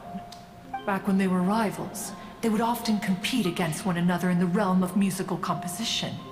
That cleansing bell was one of Gui Zhang's proudest works, having the ability to both compose and perform. Wait, that's weird. Didn't Madame Ping say she pestered an old friend for that bell? And she also said something about being a vain beauty when she was young or something. Streetwood Rambler, a vain beauty. My foot. Wow. That bell has a sad history. Clearly, she refrained from sharing with you the truth of its origins, since the right time had not yet come. As for her old friend, who else could it be? As soon as Streetwood Rambler heard that a certain Zhang Li wished to borrow the bell, she realized that the man was none other than Rex Lapis, and that he had made an enormous decision. After all, we all have known each other for several millennia. Some things between us are implicitly understood. Whoa! So they were talking in secret code? Oh, Paimon did not see that one coming. Enough of your intrusions. Where was one up to? Ah, yes. One remembers now. The cleansing bell is powered by a mechanical art, and can be used to great effect as an accompanying instrument. After the passing of its creator, it was used on numerous occasions during rites of parting. But Streetwood Rambler did not acquire it from Rex Lapis for the purpose of producing further funerary tunes. No. Each time she rang it, it was to play the tune that Gui Zhang composed on it. The two once clashed over their beliefs about the meaning of music. Who would have thought that with Gui Zhang's passing and Streetwood Rambler's mourning, two tunes composed in discord would eventually become one harmonious composition? Once upon a time, Streetwood Rambler also loved gatherings, liquor, and music. But after Gui Zhang passed, she preferred her own company. She could often be found sitting alone at a mountain summit, contemplating and reminiscing with her zither. The music would go from mournful to soothing to impassioned. Many years passed before she finally composed a melody to her satisfaction. In celebration, she played the tune to the clouds. Regrettably, one has only ever heard her play that tune once. Which brings one back to the matter you've been investigating. Perhaps it was during that performance that the ancestor of your Fontaine friend fell into the water and was saved by Streetwood Rambler. But if she was so happy with the melody, why would she only play it once? One was also greatly perplexed by this. After suppressing one's curiosity for a long while, one finally approached her and asked why she would retire the tune after having spent so long on it. In response, she said, though the strings that played that melody survive, the one who inspired it is gone. Tell me, Cloud Retainer, when the one attuned to my soul is no longer here, who else could hope to understand this tune? Aww, poor Madame Ping. I just remember being taken care of by you when I was young. Once the Archon War came to an end, I stayed behind in Liyue Harbor to honor my contract. Although I met Guizhong a few times, I never knew anything of this particular story. Guizhong was quite the visionary, but tragically passed before her time. Her manuscripts still lie unfinished in the realm of clouds. Blank pages give one cause for contemplation on what might have been. Had you not decided to search for that mystery Adeptus, perhaps these stories too would have been lost to the sands of time. As of now, you know the truth. That the Adeptus who rescued the drowning man was none other than Streetwood Rambler. Do you intend to discuss this with her?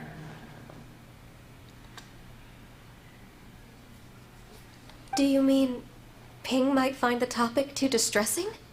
Precisely. The passing of our old friend is a heavy topic that both of us are usually careful to avoid. If I may be so bold, Cloud Retainer, could it be that this is just your own personal opinion? Oh? How so? I've been in Liyue Harbor for quite a long time now, and I've witnessed many farewells along the way. So I too am well acquainted with the pain of the passing of a loved one. But this doesn't bring the city or its people to a standstill. They have to keep moving forward.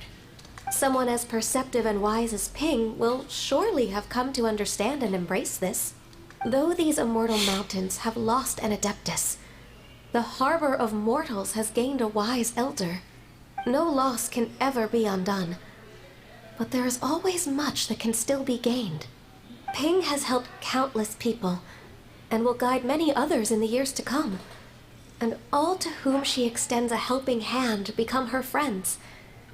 People she can admire flowers and discuss music with. Though it is heartbreaking to lose a kindred spirit, life goes on.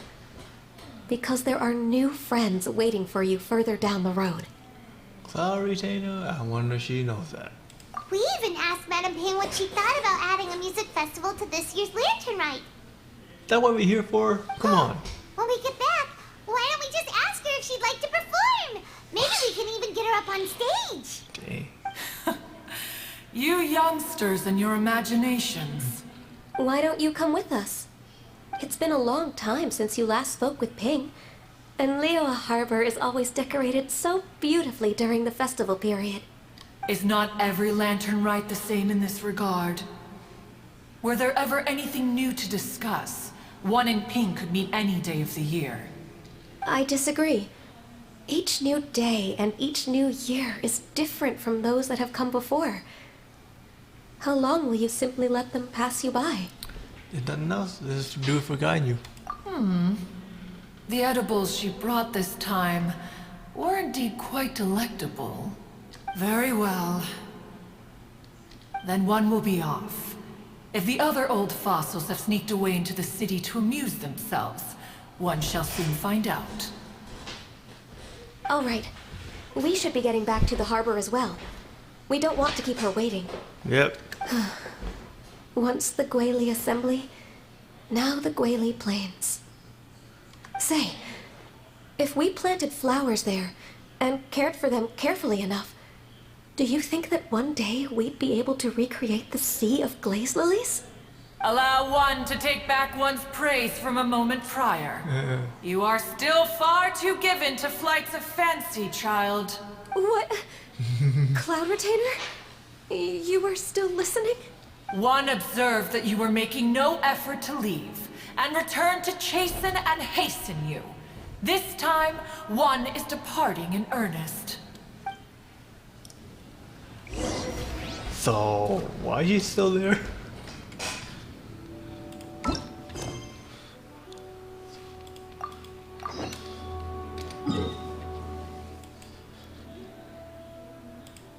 And actually, a part of me was saying why she's still there in the first place.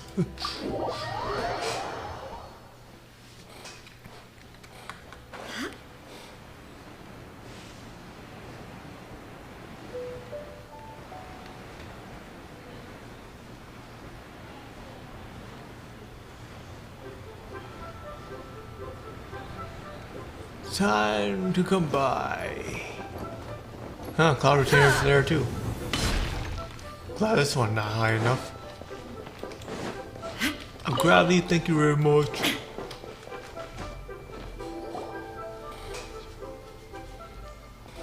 Whoa! Madam Ping? And Cloud Retainer? It appears you made haste after all. One arrived but moments before you. You flew here, man. Bless my soul. To what do I owe the honor? How nice of you all to come and visit me. Miss Illuminated Bird, haven't you said anything yet? Illuminated Bird. Said what, precisely? And why should one be tasked with saying it? 'Cause you're the one who's known Madam Ping the longest. Street word. Or rather, presumably, you would prefer to be addressed as Ping? Oh, Cloud Retainer, you are uncommonly polite today. She's lost for words. Given that Lantern Rite is almost upon us, the weather in the city is most pleasant, and a sweet floral fragrance lingers in the air. Ganyu, please continue from here. Huh? All right. So, this all started because we were trying to help Mr. Dvorak find the Adeptus who saved his ancestor's life.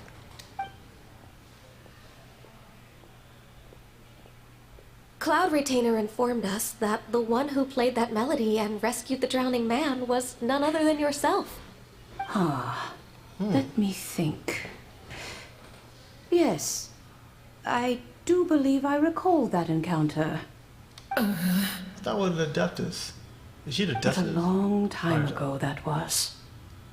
I'm surprised that you still remember it. Even more astonishing, perhaps, is the fact that this story has survived this long at all, when mortal lives are so very brief. It appears that she has proven herself right once again. Who's she? We like to call her Guizhong. From the look in Cloud Retainer's eyes, I sense that she has already told you all about her. Albeit reluctantly, one might add. There is no harm done. After all, Lantern Rite's very purpose is to commemorate the heroes who gave their lives for Liyue. Although Guizhong did not live to see the splendid sights of today, she was as much a hero as any other. So, how has she proven herself right again exactly? Once upon a time, she said to me that humans were a weak form of life that she wished to protect with her wisdom. But as she interacted more and more with them, her opinions on them began to change. She marveled at the beautiful complexity of their spirits, the sheer splendor of all they could accomplish through their hard work and intelligence. She told us that to underestimate human potential would be to make a grave mistake. With the smallest amount of guidance, enormous power can be unleashed in them, and a human who has reached their full potential may well be her equal. Someone who could have as much to teach an adeptus as to learn from them. She always had a way with words. That her mechanical accomplishments were judged superior to one's own was, one suspects, in large part due to her sheer eloquence. Speaking of mechanics, Cloud Retainer, do you still remember that potted plant mechanism?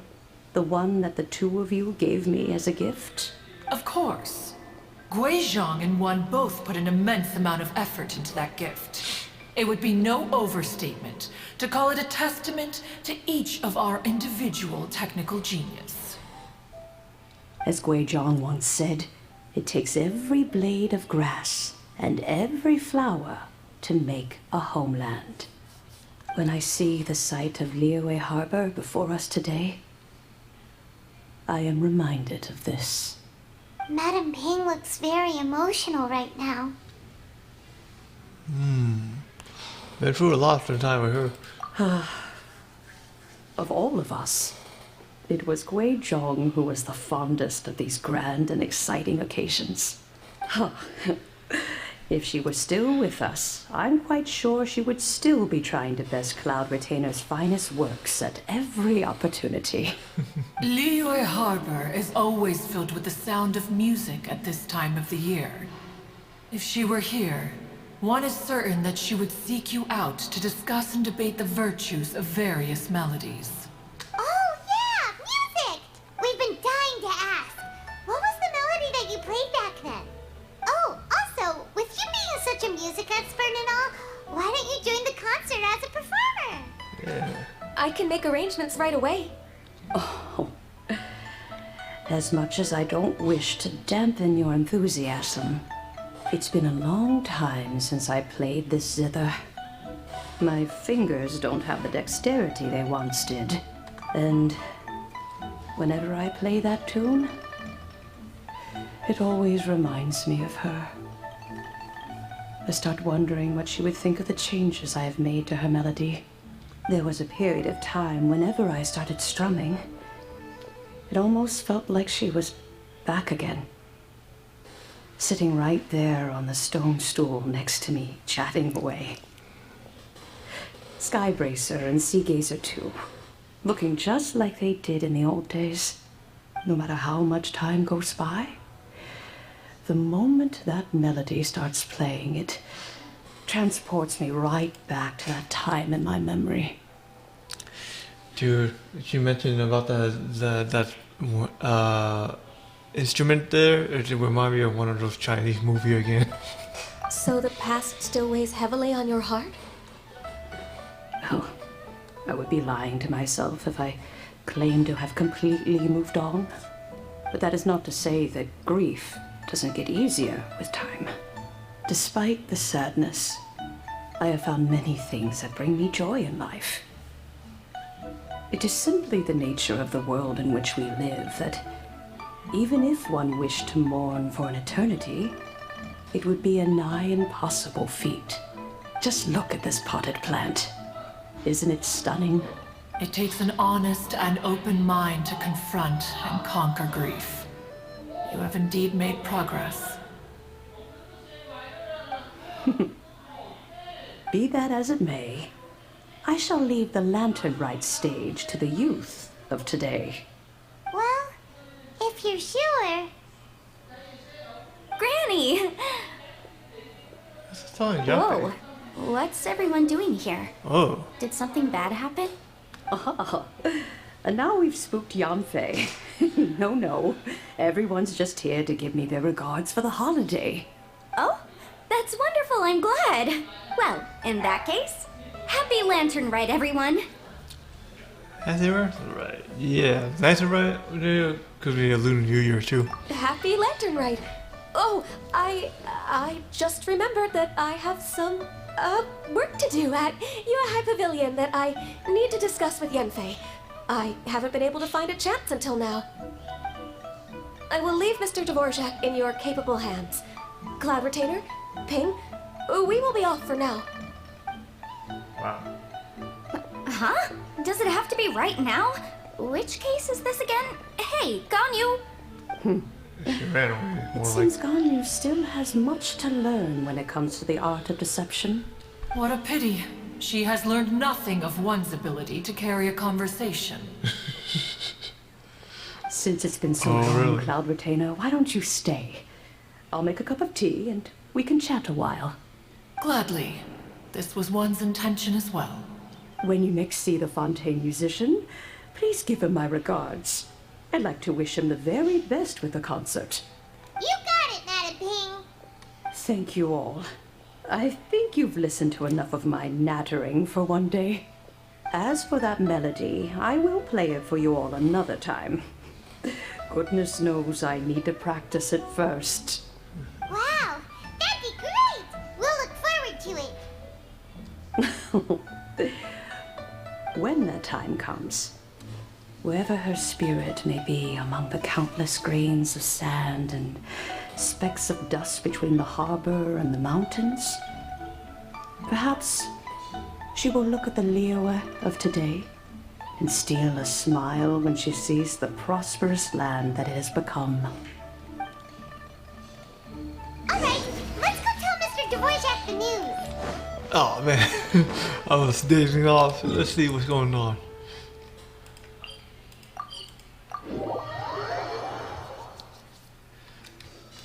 I was trying to listen to what they're actually talking about. It looked like coaching already got something up already. And look like we got a world quest here too. I think that's for should be part of an event. Ah, and Kuching's here too. Thanks for helping set all of this up. Welcome back. Did everything go well? Really, really well. We found the person Mr. Dvorak was looking for. Are you serious?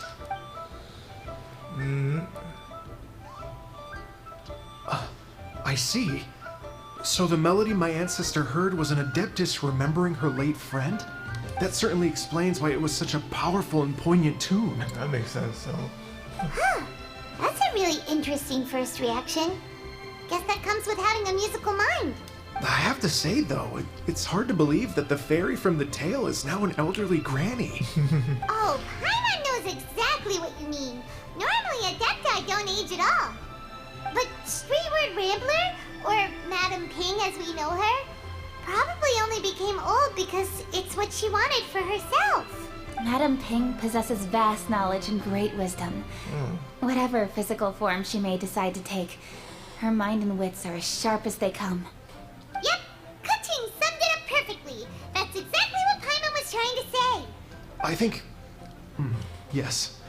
I must thank her in person. That can wait until after the concert, though. For now, I need to devote all my emotional energy to the performance. Ah, speaking of, Madam Ping wishes you all the best at the music festival. Paimon has a sneaking suspicion that she'll stay in her usual spot but listen to the performances from afar. Wait, are you serious? Oh no, now I'm starting to get nervous.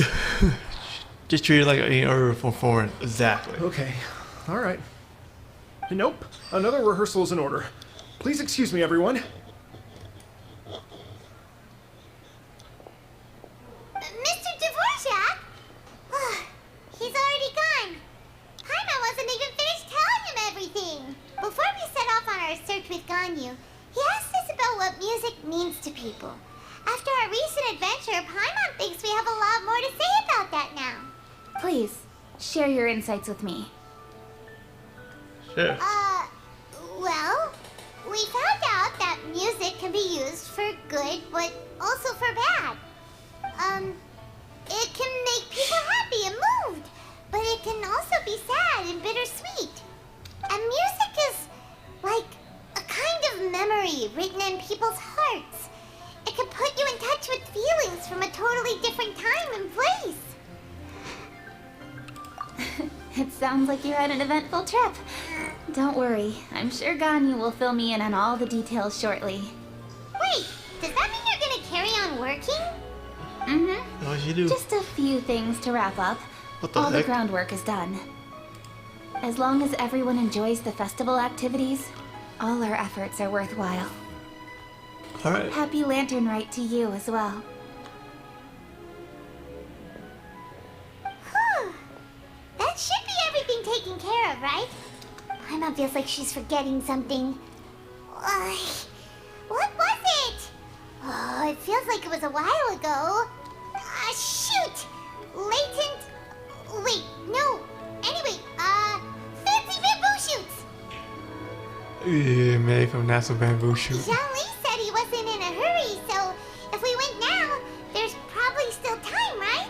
Anyway, even if we don't make it, it's not our fault. He could have totally picked them by himself. Anyway, let's go check with him at Wangsheng Funeral Parlor. Yeah, about the part with Zhongli, we did meet Zhongli a long way, but because I was off stream and I accidentally walked to that part and caused it to play, so I didn't get that part in there. Okay, just all of a sudden it's just right there. I like, really, man? I don't even know what the part of a quest too, but let me check. Hang on. What's her name?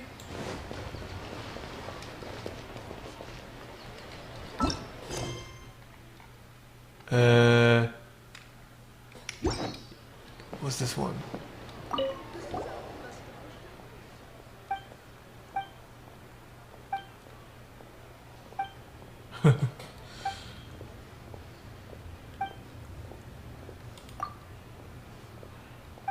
I just want to grab it and just like, you know.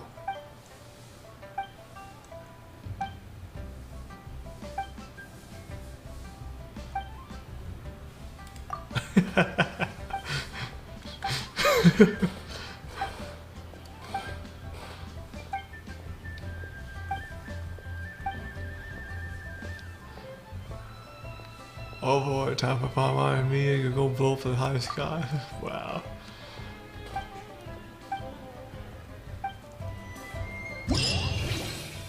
Oh wow, I unlocked this. Okay, that explains something. Oh, okay, that explains. Yep, it is. That's part of the. Yeah, that's part of the side quest there. It's also part of the event. We're also going to be doing that too.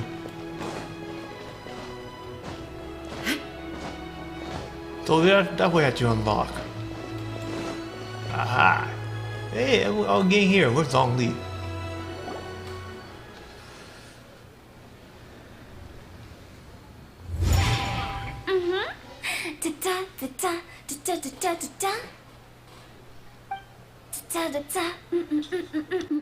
Oh. All right, let's take a break here. I've never seen Hu Tao done something like that. Oh wow, look who it is! Are you here to hang out with everyone's favorite funeral director? So you're just casually practicing your rapping skills at the entrance to your funeral parlor? In broad daylight? You're freaking me out a little. Okay. After everything we've been through, you don't see me for a hot minute, and you're back to being scared of your own shadow. We have all this open space, a clear view of the mountains behind and the sea in front. Not to mention we have several invisible audience members enthusiastically cheering us on.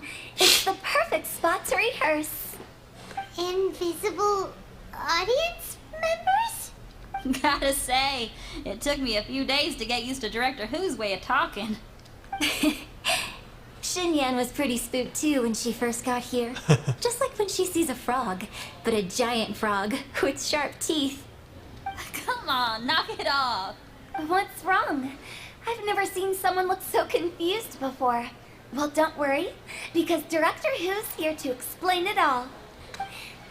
Okay. There once was a Fontaine musician who went around town on a mission. He came door to door for his iridescence tour, looking for acts to audition. With my words, Xinyan's chords, and Yunjin as our mentor, we'll take the stage by storm with flames roaring and the whole audience calling for more. Heck yeah. For sure! The whole dance floor will be yelling encore! Encore! Oh, now Paimon's riding along. But when you say flames roaring, are you sure this will be safe? No, don't you worry about that. I'm pretty experienced on the stage, and I've already informed the Yuhong of all the pyrotechnics we're planning on using. Huh. Guess we'll just have to trust Xinyan on this one. Has he seen Zhongli directly? Yeah, I was wondering about where he is. Oh, Zhongli. He took one of those fancy meal boxes and set off for the mountains. Said he wanted to pay a visit to some old friends. The heck? It's a real pity that he couldn't be around for this. As well as being a true connoisseur of traditional art forms, he's able to appreciate Xinyan's performances too. Yeah, that's right. Matter of fact, he was the one who first invited me to perform here. To tell the truth, though, I never thought I'd really find myself rehearsing here one day. Well, now you know. The Wangsheng Funeral Parlor is a great location. All of you are always welcome to come and hang out here. I can speak to that. Hu Tao is always full of fun surprises. And jump scares. Actually, Xinyan, I have some lyric ideas for your part. Do you want to go through them together? Sure thing. I'm all ears. Oh, Traveler in Paimon, I believe Zhongli was heading to Mount Hulao, so make sure you're hiking up the right hill. When you see Zhongli, please pass on this message to him. It's up to him whether he wants to support us at the performance tonight, but I expect him to make time for the upcoming banquet we're planning. No excuses. You should join us too. It'll be a riot. If there's one thing I've learned from being a funeral director, it's how to throw a party. Since a young age to ask you to become a director, that's actually very clever. Okay, so back in here again, huh? He no longer wrapped laughing, but still.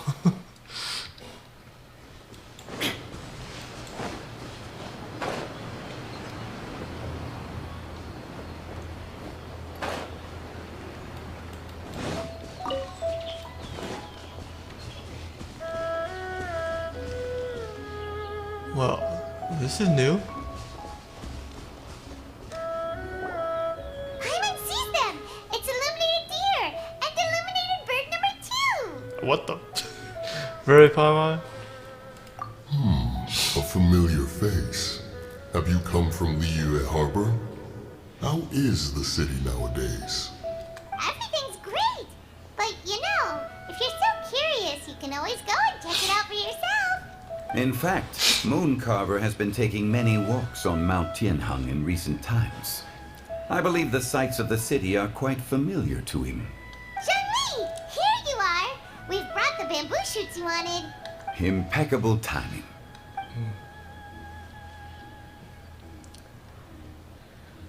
Traditionally, bamboo shoot soup ought to be slow cooked for many hours on low heat. Using Adeptus arts to hasten the process is something of a shortcut.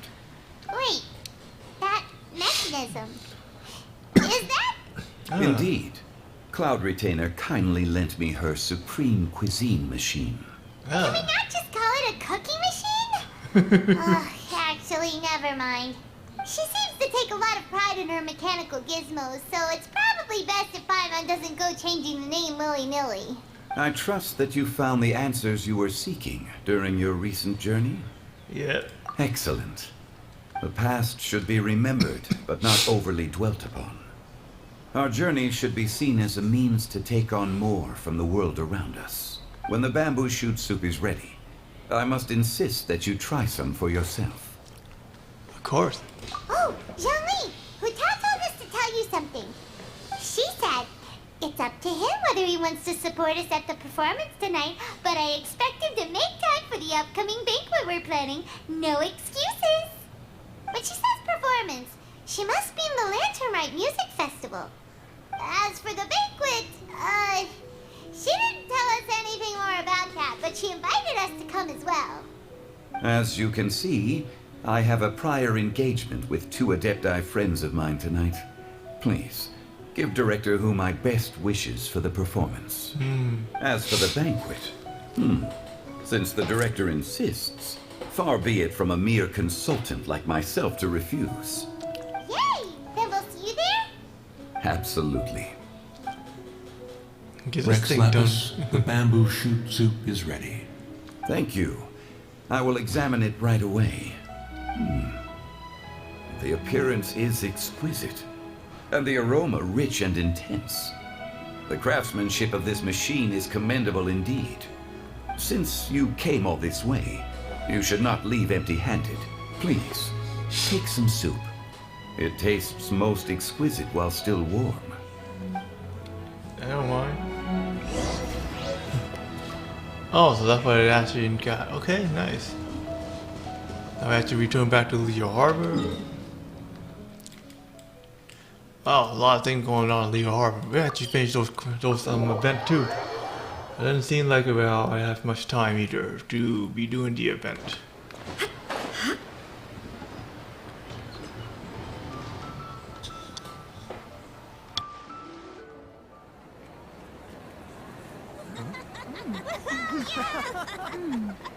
I'm honored to be here on the Iridescence Tour stage.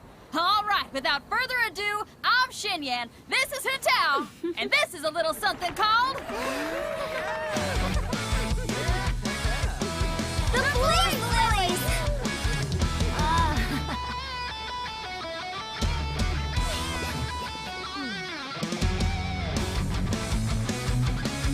I'm up here blazing trails through the midnight sky, lighting up the world below. And when the crowds all hear my voice, they'll meet the spirit of rock and roll. Let's go! Hey, you butterfly, you too buzzing by, guiding your way to the afterlife, opening the path without a fright. Oh, I'll light the fire, watch it blaze across the universe. I'll spit my rhymes, watch your step, or you'll get burned. Hey, woo!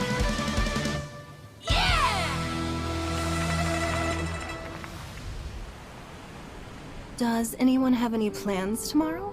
With another year behind us, I think we deserve a celebration of our own. My treat. Interested? The Tianquan footing the bill? I can't miss out on that.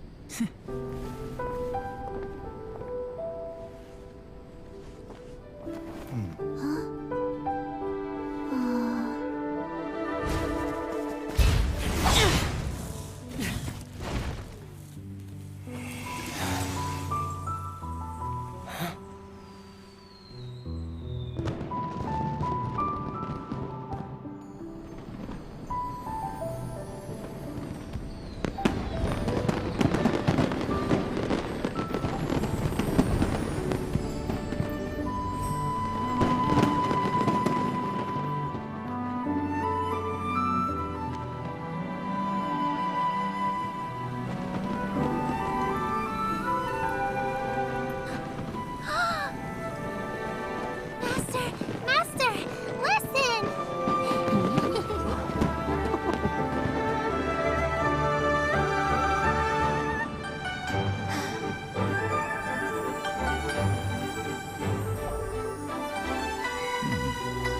May the year ahead be a blessed one.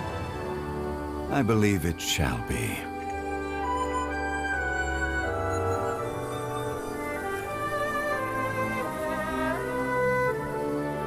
Master, the Xiao Lanterns, Ha! Elementary. One shall fashion for you a Xiao Lantern the likes of which the world has never seen. And you must take it to Liyue Harbor to display its magnificence for all.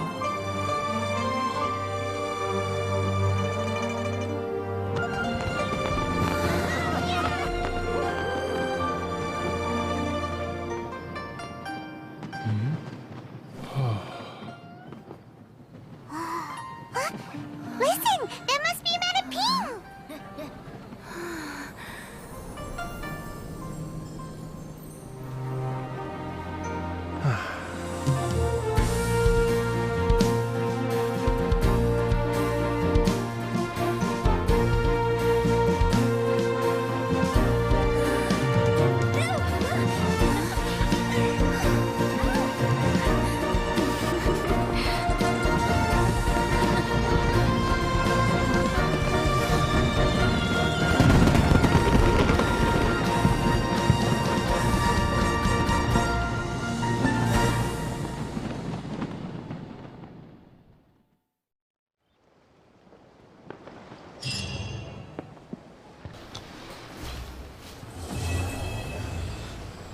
That was nice. Really like that. seen this familiar face? We gotta wait until then. Ooh, let's see what it has to say. Okay, now I need to get a move on and write my next song. Listen to you. You only just fulfilled one lifetime dream. Are you really thinking about your next goal already? Don't try to tell me you ain't the I same would. way. I bet you've already thought up a name for your next opera, haven't you? You know me too well, Xinyan. The Adeptus Seeking Voyage. How does that sound? Oh, man! Yeah, I can already picture it. I've also got just the finishing line for it. I'll close with, and the celestial melody echoed through the clouds forevermore. Can't wait till then. Let's see. Ooh, okay, there we go. At nighttime, huh? I don't mind that.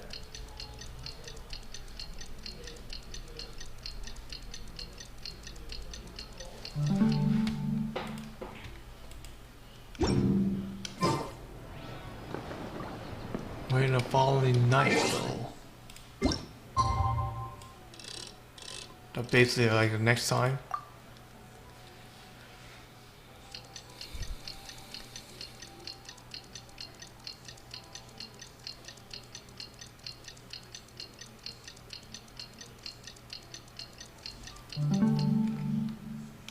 The world remains constant. Traveler, hurry! It's almost time for us to join Hotel for dinner! Yeah. Woo! And we'll be meeting at Shinyue Kiosk. It's the place with a really long wait list. As expected of the parlor director, always so generous. Come on, let's go! Yeah, let's see. I want to see what do I have this one.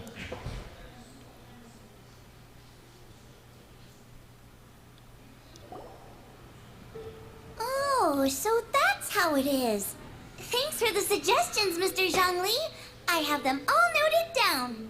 I've long heard that your knowledge encompasses all things old and new, Mr. Zhongli. But I never knew that you were well versed in the art of cooking, too. It is truly an honor to make your acquaintance. No need for formalities. I too feel humbled to be in the company of such talented young people. There are many things I could learn from you. Oh, you flatter us. If it's possible, may I trouble you to provide a few words of guidance for my practices in exorcism? Exorcism? I can't say I'm an expert in the field, but if you don't mind, we could start by discussing... Whoa, there's so many people here. Not really. All we knew was that Hotel invited Zhongli over. Paimon never thought we'd be meeting so many old friends. Happy Lantern Rite, everyone! Likewise. Please take a seat.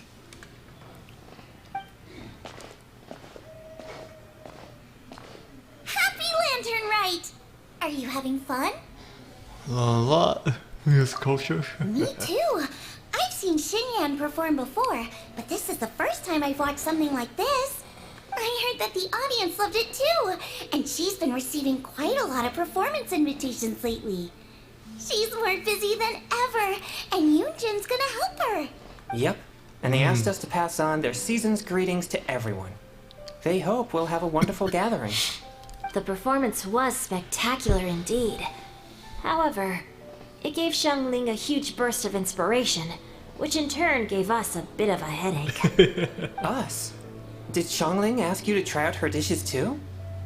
That, my friend, is beside the point.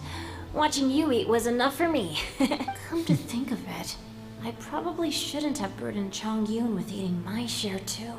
Hold on, Xiangling came up with a new recipe? Ooh. Let Paimon try! See? Someone here knows how to encourage people. Thanks, Paimon. Wait, I went to her place and I don't even see any new dish came out. Oh, and I have to thank Mr. Zhongli too. He gave me lots of useful pointers that really drove it home for me. Oh, so that's what you were talking about before we arrived. Yes. Since we'll be dining together, the topic of our conversation naturally revolved around cooking. Xiangling's ideas are truly unconventional. Her choices in both ingredients and spices are comparable to a melody dancing on the tongue. My suggestions were nothing more than the icing on the cake. Oh, the two of you always deliver. Now I'm getting embarrassed. Anyway, I'll get everyone to have a taste after I've adjusted the recipe based on Mr. Zhongli's advice. That sounds like it might become a little safer to eat. How about I sample the dishes next time? Speaking of eating, Paimon feels like we're missing someone. Oh, Huta Yeah. was the one who invited us, but she's not here. And where's Guoba? Oh, Guoba volunteered to help Dad at the restaurant. You know, lots of people come over to eat during Lantern Rite. Without Guoba helping out, I probably wouldn't have had the time to accept Hu Tao's invitation. As for Hu Tao... Is she? The director went to collect a guest. She asked me to stay here and host you for the time being. Seems like it's almost time. Huh? Hu Tao went to fetch someone in person? Oh, that must mean they are super important. Could it be... Kuching? Ningguang? Or Captain Beto? They have plans. She didn't clarify. And as her subordinate, I couldn't just pry into the details, could I? Yeah. Ta-da! We're here! Oh, we're not late to the party, right? Right? Good thing the Conqueror of Demons and I are both as swift as the wind. And whoosh, we made it just in time. I didn't expect that either. Oh. I see. So the important guest is the Conqueror of Demons. I've been looking forward to meeting you. The director didn't mention anything when she invited us. What a pleasant surprise. Gathered here with us tonight are not only young and accomplished individuals, but also the protector of Leo's peace, Adeptus Alatus. To convene here with all of you is indeed a great honor. You can't say back to his master though, that's for sure.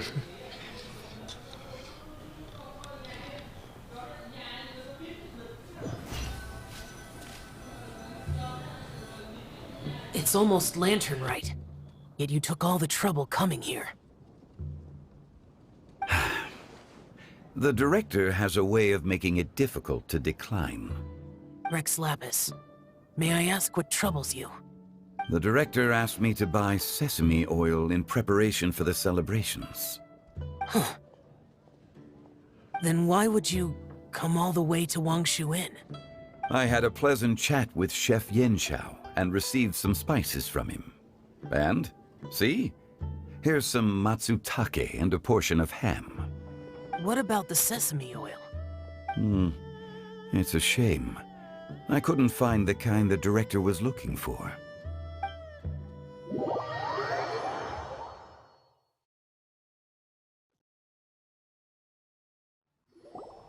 I'm sure you're exaggerating, Zhang... Sir. There he goes again. Enough with the pleasantries. Go let our guests take a seat. Everyone here today is well known in their own field and has probably heard about one another to some extent. Some of us are even old acquaintances, so there's no need to be this formal. I heard that the Conqueror of Demons and the Traveler are pretty close, no? Well, friends. Great. You two sit together. You should take a seat too, Director. Oh, finally remembered me. When we arrived just now, the host at Xinyue Kiosk told me our dishes are almost ready. Perfect timing. Let's not wait any longer and ask them to bring out the food. One more seat. Someone important. Paimon would have never guessed the person Hu Tao went to fetch was Xiao. Yeah. That's also the first I've heard of the Traveler and Paimon being friends with the Conqueror of Demons. Oh. You know Xiao Chu? Knowing is a bit of an overstatement. I've always looked up to him. You might not know this, Paimon, but we exorcists have worked in close collaboration with the Conqueror of Demons for many generations, dispelling evil together, both in the open and from the shadows. Hard to imagine that thanks to Hu Tao, I've finally gotten the chance to meet him. Conqueror of Demons, I'm honored to make your acquaintance. Likewise. It is a great honor indeed to have a chance to meet the legendary Conqueror of Demons. Changyun has brought that name up quite a few times in the past. I remember you mentioning wanting him to understand the importance of exorcists. Yeah. We know each other too. He helped try my dishes during the Masterful Chef's cook-off. I didn't think we'd have the chance to meet again. Happy Lantern Rite. No anecdote, however, compares to meeting you in person. I'm Xingqiu, Shangling and Changyun's friend. The pleasure is all mine. Whoa. Everyone's getting all formal and polite all of a sudden. Yeah. Paimon doesn't know what she should say anymore. Exactly. I don't even know either. Adeptus Shell, mighty conqueror of demons. Wow. Please accept Paimon's greetings too. Belated Happy Lantern Rite. But it sounds like more of a French style now. Paimon tried very hard to look for a fancy word, okay? Don't be too harsh on Paimon. There's no need to be so polite.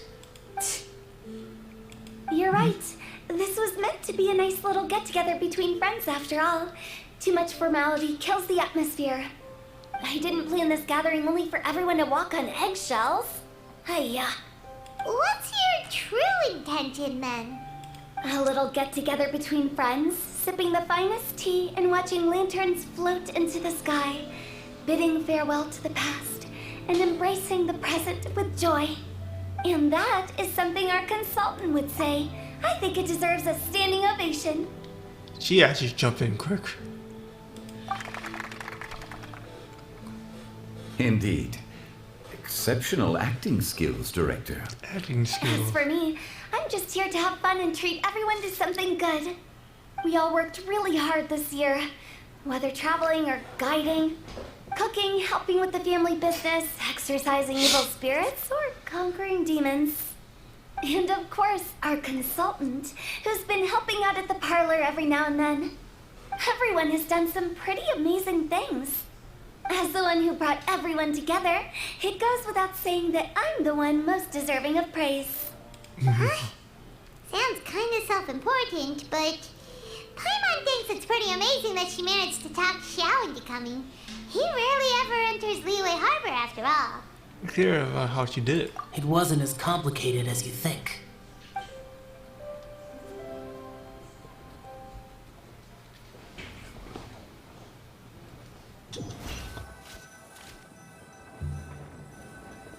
Okay, gotcha. Thanks, boss lady. It's not boss lady, just boss. And there she goes. What a lively girl. Conqueror of Demons, Adeptus Shao. Guardian of Wangshu Inn, hero of Dihua Marsh. I know you're there. Quiet. Do not disturb the peace. Sorry, but you wouldn't show up if I didn't yell your name, would you? I know you. You're the 77th director of Wangsheng Funeral Parlor. Is there something you need?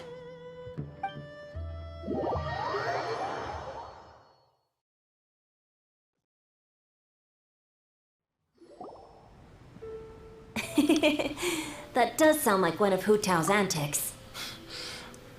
Man, she is clever enough to just figure that out.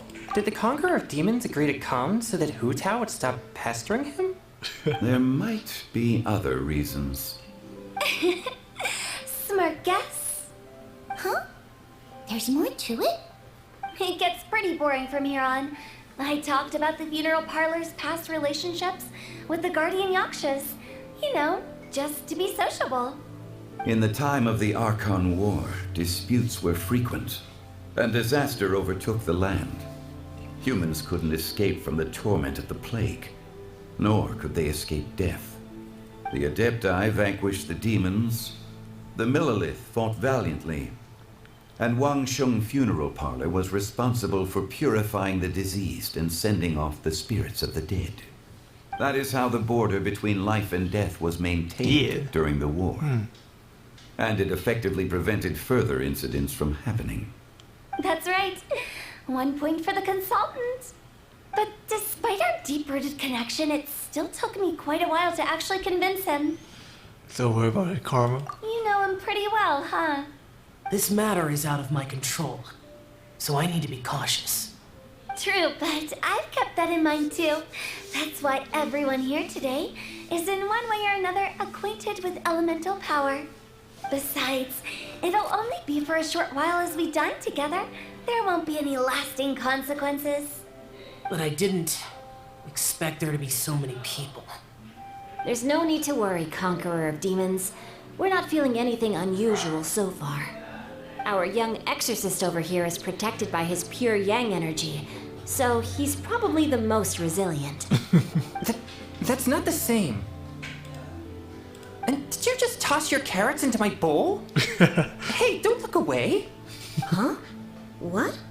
Nice sighting with Chongyun. I saw that too. You're lucky Guoba isn't here today. He hates seeing people being picky with their food. If he'd seen that, he'd definitely make you eat all your carrots. Huh? Guoba would do that? Is it that uncompromising? No. But now that I think of it, Xiangling told me that Guoba used to be the stove god. It sounds like you've heard the rumors. Very quiet today. Everything okay? I'm doing fine. Not long ago, before Lantern Rite, I met an old friend. Thanks to his help, things have been a lot more stable than before. That's good to hear. Give everything you don't eat, Paimon. Oh. Wait, what?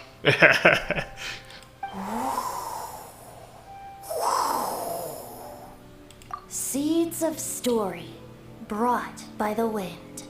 And cultivated by time. Did Paimon just unconsciously complete that saying? That voice. Could it be? I think it's Venti. If I'm not mistaken, there's someone knocking at the door. Don't just sit there, Zhongli. Go welcome our guest in. I think that's Venti. No such need. I'm coming in. That sounds like him, alright.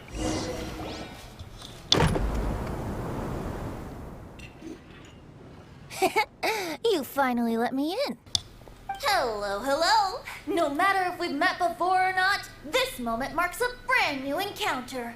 Old friends and new. Happy Lantern Rite. Oh, it's the tone-deaf bard. Oh, he seems to carry a valiant breeze wherever he goes. It looks like we're gonna be friends. Fate has brought us together, so come on, take a seat and be my guest. Help yourself. Oh, I'll ask them for another set of cutlery. This young lady here is as bright as a fresh bouquet of flowers in the morning's rising sun. She no doubt is the one with the most authority here. Whoa, these dishes look amazing. Is it really okay for me to join in? All right, I'm digging in. Yep. Huh, it's you. Oh, isn't this Genyu? Huh? Genyu? He gave away. He gave a pen away. Yep. Now that I've taken a closer look, you're a fan of Genyu's works, aren't you? I met Xingqiu at a light novel convention. Oh, how I wish we'd met sooner. I never expected that there'd be another person in this world who could interpret Genyu's new novel as thoroughly as I could. Venti, you're being too humble. Considering your poetic talent, your fundamentals are way more impressive. Could this new guest be Master Xingqiu's friend? Look like our old pal. Yeah! Xiao, you remember me too, right? We had a chat not long ago. Yes, yes. Monsters become more active than usual as we get closer to Lantern Rite. I was patrolling Dihua Marsh a few days ago when I happened to run into this. You've already forgotten? I'm a bard, remember? You're more than that. And bards go around singing wherever they like. Oh, right. And this bard was performing in Dihua Marsh. Dang. It was a moving melody, and it made me feel relaxed and at ease. I couldn't help but stay and listen. Thank you for your patronage. So how is it? I see. I understand now too. I'm Zhongli, currently working at the Wangsheng Funeral Parlor. It's a pleasure to meet you, new friend. Mm-hmm. And I'm his boss. Oh, and if there's anything unsatisfactory, let me know anytime. That's very considerate of you. Oh? No wonder. Only a boss as savvy and reliable as you would be able to hire such an impressive consultant. Oh, you're too nice, Venti. Not to brag, but our consultant truly is impressive. His knowledge extends across the stars and the land, and there's nothing throughout history that he doesn't know. From the sophisticated way he speaks, it's hard not to suspect that he could very well be an adeptus in disguise. Shit, he keep bringing his money, that's all. So, you're an adeptus? Do you think it might be possible? Sorry. I'm only good at conquering demons. I'm afraid I don't have much knowledge in that matter. Really? Oh, he had been going around killing Paimon demons. thinks you're super knowledgeable. I'm on, play along. Huh? Oh! Right! Xiao's a warrior. He doesn't come to the city very often, so it's, pretty normal for him to not know anything. Yeah. Really? I've actually heard a few things about Mr. Zhongli before. The guests in the tavern talked about this refined and courteous man who, instead of having wine at Mondstadt's finest tavern, ordered a cup of hot tea with the most complex name. Now that you mention it, I seem to recall that there indeed is a musician like yourself in Mondstadt. I've heard that he's elegant and amiable, his works witty and vibrant. It's no overstatement to regard him as the best bard in Mondstadt. Now you're making me embarrassed. I would say that Mondstadt's poetry is a little run-of-the-mill sometimes. There's one I heard a while back that went, The old house is renewed, welcoming the spring breeze, awakening old memories.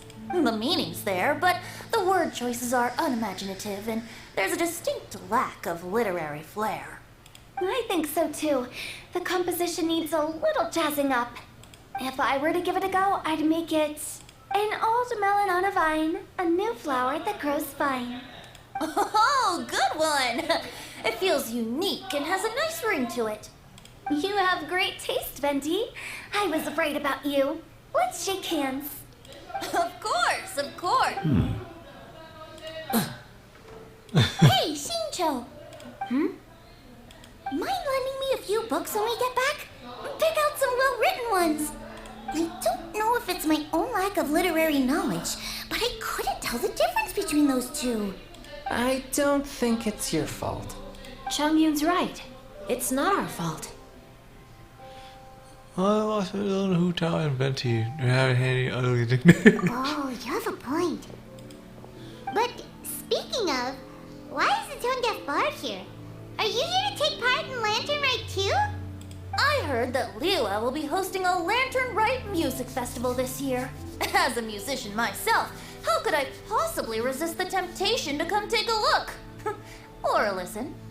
Getting to know other musical styles is essential to sparking inspiration, don't you think? The music festival haven't even planned beforehand. As for the Fontaine friend who hosted the festival, I saw him near Stone Gate the other day.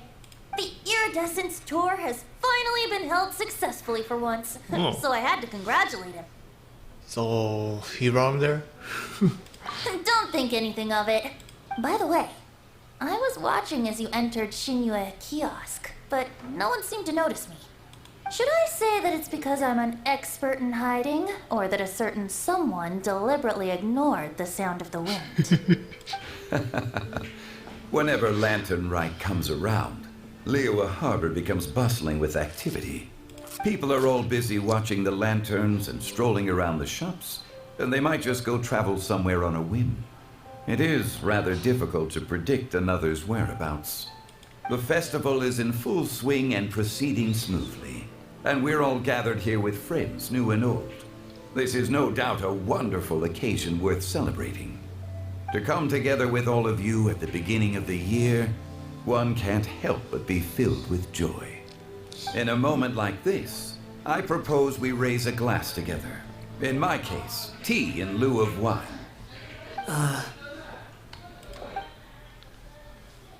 Very well said, Mr. Zhongli. That was exactly what I wanted to say. Now I'm getting a little self-conscious.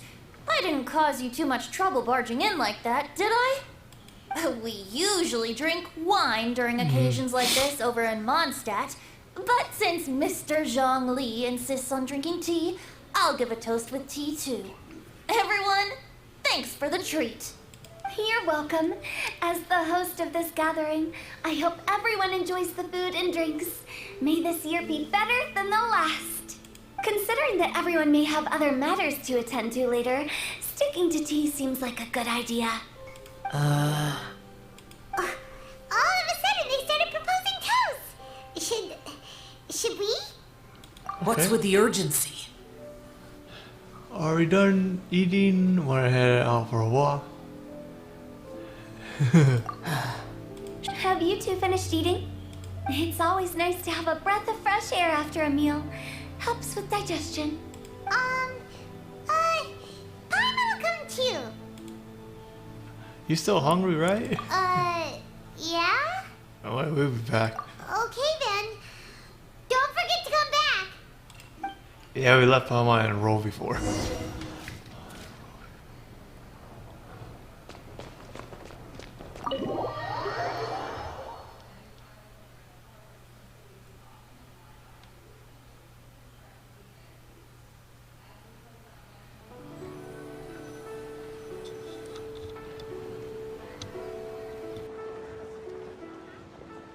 Are you all right? Why aren't you asking you? It's hard to describe. It's not that. There were those among the Adepti who loved gatherings and idle chit-chat. Sometimes they would call up a few others for a drink. Even I got dragged along to their gatherings many times. The Adepti all have their specialties, making most of them proud and arrogant.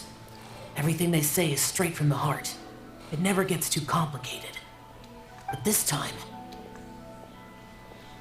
Is it no Zhongli fault? That's not what I meant. Or perhaps I should say Rex Lapis is really good at adapting to human life. You could say that he actually enjoys doing so. And that's something I might never be able to do. You do it. You do you. That does sound like something you would say.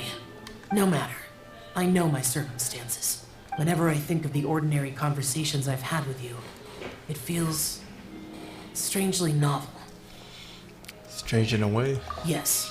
The parlor director went out of her way with the invitation, so it was difficult to turn her down. I had made mental preparations before agreeing to come. She told me that all the guests today would be acquainted with elemental power, and I knew that you would be here, but I didn't expect the other guests to be... The one we would guess. General Capisis always said that we should live in the present and enjoy every pleasant surprise. Perhaps that's what I should do with what I'm feeling now. But I think he meant designing clothes for those around him. The clothes were intricately designed, but inconvenient to wear. Brother Bosacius never tried to hide his distaste in front of him. Rex Lapis did like his designs and even collected quite a few. The outfit he wears now was also designed by General Capisis himself. Oh. I never saw him wear this during the war. I didn't expect him to start wearing it later. Oh, here you are. I'm not intruding, right? You're not. What is it? Hu-Tao saw that everyone's done eating and asked the staff to bring out the desserts. Oh. Paimon got so anxious that you weren't back yet that she scarfed down her dessert without the usual slurping and munching. And not that you can't eat, sound like it should be okay. And to be honest, I was kind of worried too. You looked a little restless just now, and I thought you weren't used to the food here and was planning to head back to Wangshu Inn for something Yanxiao made. You're worrying too much. Oh, Sister loses a win cycle on us. Why would I? Anyway, let's head back. Cycle win. Please wait. A skill. A Jiao use. There's another reason why I came looking for you. Here, take these. I brought them for you. Almond tofu? Whoa. Yup. Since the Masterful Chef's competition, you could say that Yan Xiao and I are not only competitors, but good friends as well. I visit him at Wangshu Inn sometimes to discuss our cooking. I heard him say that the esteemed guest on the roof loves nothing more than a good plate of almond tofu, so I learned a thing or two about the dish from him. I'll be honest, before Hu Tao invited everyone, she secretly came looking for me, told me about the guests she planned to invite, and asked me for some suggestions on what she should order. So I made a few servings of almond tofu for you guys in advance. Take them as a token of gratitude for your support. Oh man, I can't help in thinking this place is actually so peaceful.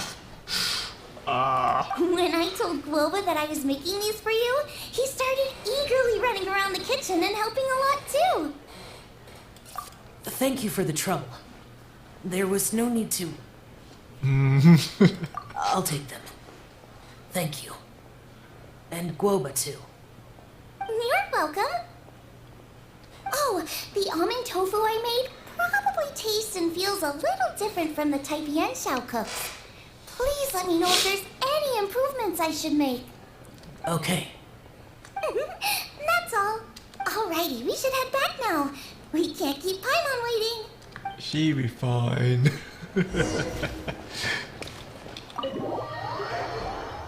I can't believe it takes this long. It's kind of like a storyline. I don't know what I told storyline this long. You're finally done whispering secrets to each other? So much for promising Paimon you'll be back soon. You went very quick. You're only angry because there's no sense of time. How could you say that to Paimon? In that case, besides having no sense of time, Paimon will let you know what having no sense of fullness looks like. Your dessert is all Paimon's. Sorry to keep everyone waiting. No worries, we're all just chatting here. There's no serious business to take care of. Whether we're chatting outside or inside, it's all the same. Try more who is like Hu Tao. Paimon's too busy eating to talk to you. But even though we're all well acquainted by now, I think this festive gathering deserves something ceremonious. Oh? Is this some local custom? I'm hungry now too. Nope. This is something I made up so that good luck will be on our side, that's all. Spontaneity is the best choice to make here. Let's use this incense burner on the table. It's been lit for so long now that the incense is running out.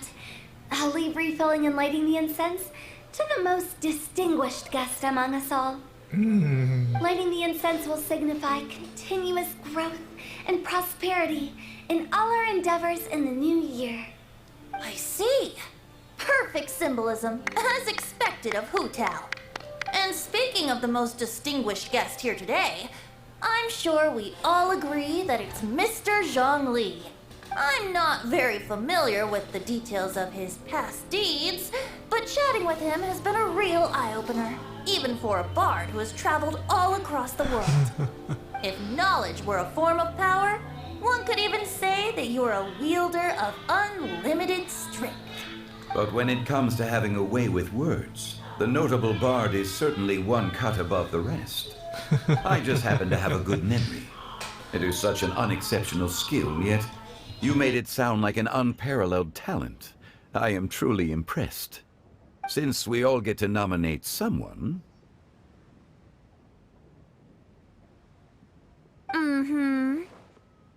I think it's only fair that we let the parlor director light the incense. I turned off my mic because my mom was actually singing about something. It's actually very loud. Huh? That won't do. Don't flatter me just because I'm your Right now. boss. We are looking for the most distinguished guest here. As the host, I shouldn't be involved in this discussion at all. Yeah, I should wear a Now that headset we've next enjoyed time. this table full of delicacies, how about we let our one and only chef here do the honors? Dang. Is this really the way this works? I didn't cook any of these dishes. It's not a big deal. Just look at her. Xiangling, the disciple of an adeptus, the stove god's best companion, the winner of the Masterful Chef's competition. Dang. The only heir of the famous One Mean restaurant. A good old friend of mine. There's no better choice. Why does Paimon feel like we're back at square one again? Yeah. Please stop! You're making me embarrassed. If we're looking for a distinguished guest, surely the second son of the Fatum Commerce go Guild back and counts. forth. It's one of the largest commerce guilds in Liyue Harbor. Huh? Don't get me involved in this. Oh, not a bad choice. With the Commerce Guild's young master lighting the incense, we're all sure to make a huge sum of mora in the new year. Why can't everyone get do it then? That's not how it works. Making a fortune is indeed a fine wish, but it's of lesser importance than good health and happiness. Which means we should choose Chongyun, the skilled exorcist who keeps everyone's home safe from evil spirits. Just wait. You're going to jump back and forth and right to a traveler, as always. Huh? Now you're nominating me? I can't be the one when we have the Conqueror of Demons right here. Adeptus Xiao has the most seniority among everyone here today. Damn. We should... I refuse. I am most certainly not the most distinguished guest here. He's going to have to say it only. You should all be able to make the right judgment based on your observations. One person here is well acquainted with everyone else. Yeah. Everyone looking at me now? Oh, that's right. Even though you're always mocking Paimon, you're still pretty popular with other people. No, wait. Paimon said she wouldn't talk to you again. I'm not only a well-connected person here, though. Huh? Who else is there? Take a look in the mirror. Huh? Huh? Does that mean Paimon's the most distinguished guest? Oh, well, that was unexpected! I agree. Paimon's just the one we need. Without a friend constantly by your side, a long journey would become dreadfully lonesome. But once you have someone there to brighten up the atmosphere, everything along the way will become lively and vibrant too. Ah. The traveler has traversed many nations and left behind a great deal of fascinating stories. But without Paimon, they would have become quite monotonous. Paimon plays an indispensable role in making your journey a happy and smooth one. You guys, I'm not used to being praised like that. Those were genuine compliments, right? Best traveler companion ever. Thank you. You made Paimon wait for a long time, but Paimon's not mad anymore. Don't take everything to Yeah. heart, Paimon. Friends tease each other all the time. That is indeed true. That means Paimon is as important to the traveler as Guoba is to me. Looks like we've come to an agreement. Any objections before we proceed? I trust the traveler's judgment. Then Paimon it is. And now, the world's most excellent traveler's greatest companion, guide, and friend, Paimon, will be refilling and lighting the incense for us. That's unexpected to me too, though, actually. Here you go. Take the match and don't burn yourself. But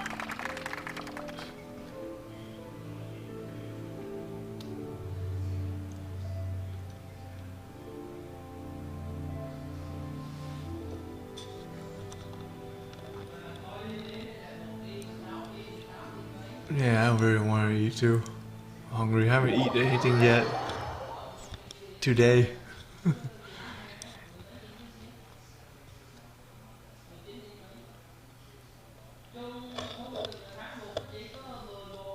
God, ever since I woke up, man, I just started my live stream already.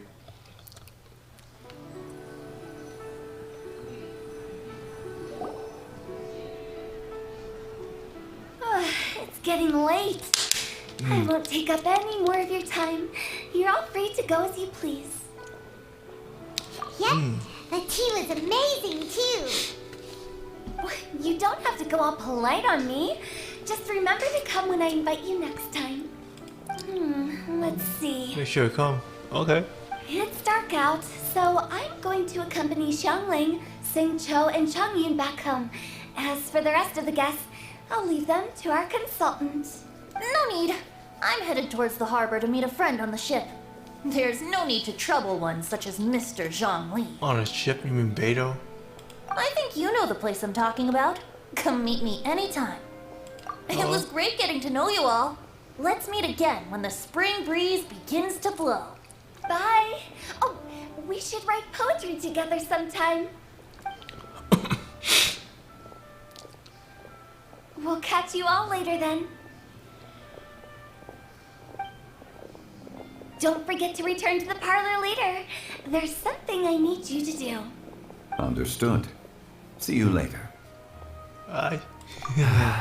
Well then. Rex Lapis. Just Zhongli will do. I live as a mortal in Liyue Harbor now. I am just one among many who begin work at sunrise and retire to rest at sundown.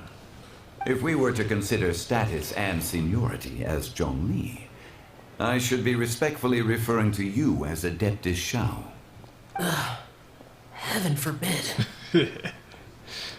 Adeptus Shao. Not you too.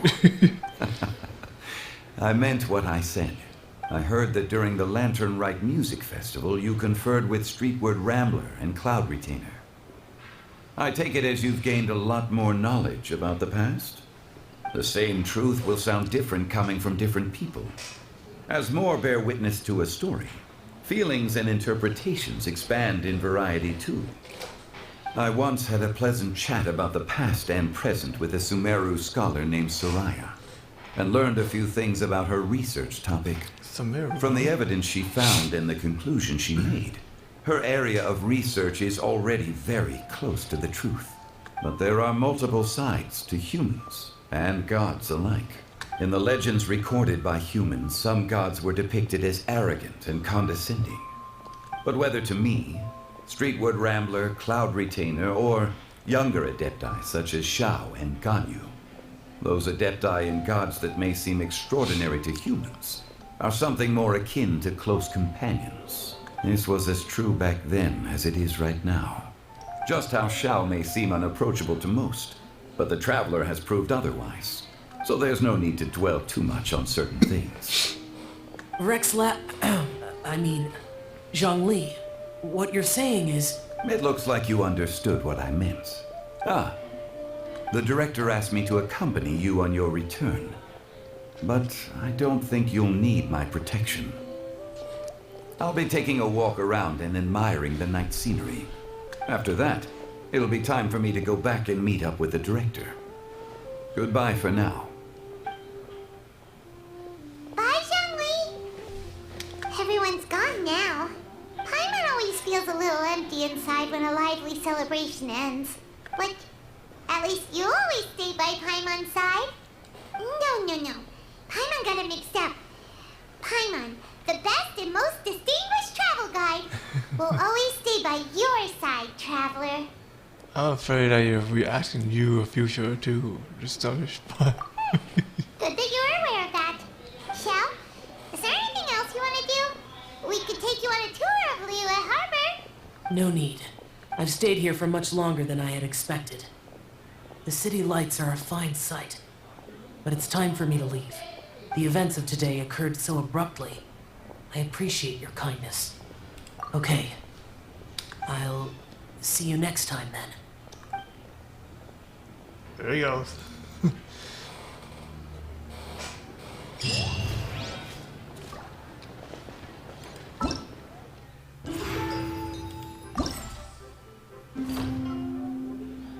We're about to get this one and all the other stuff done too, and this one it's oh, we already done that one.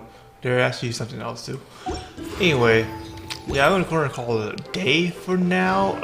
Then I'll start to be doing some more of the event next time we come back in here. So yeah, I'll have to be leaving then there. Let me check anything else. Oh, only one more left. I'll be right back on tonight. Gonna do this off stream. I don't know I'll be live streaming that time, but I feel like I wanted to. But I want to be asleep. I still gonna do it though. That's when I have time on. So maybe tonight, maybe not, depending on my circumstances. So I'll catch you guys then, man. Peace out, yo.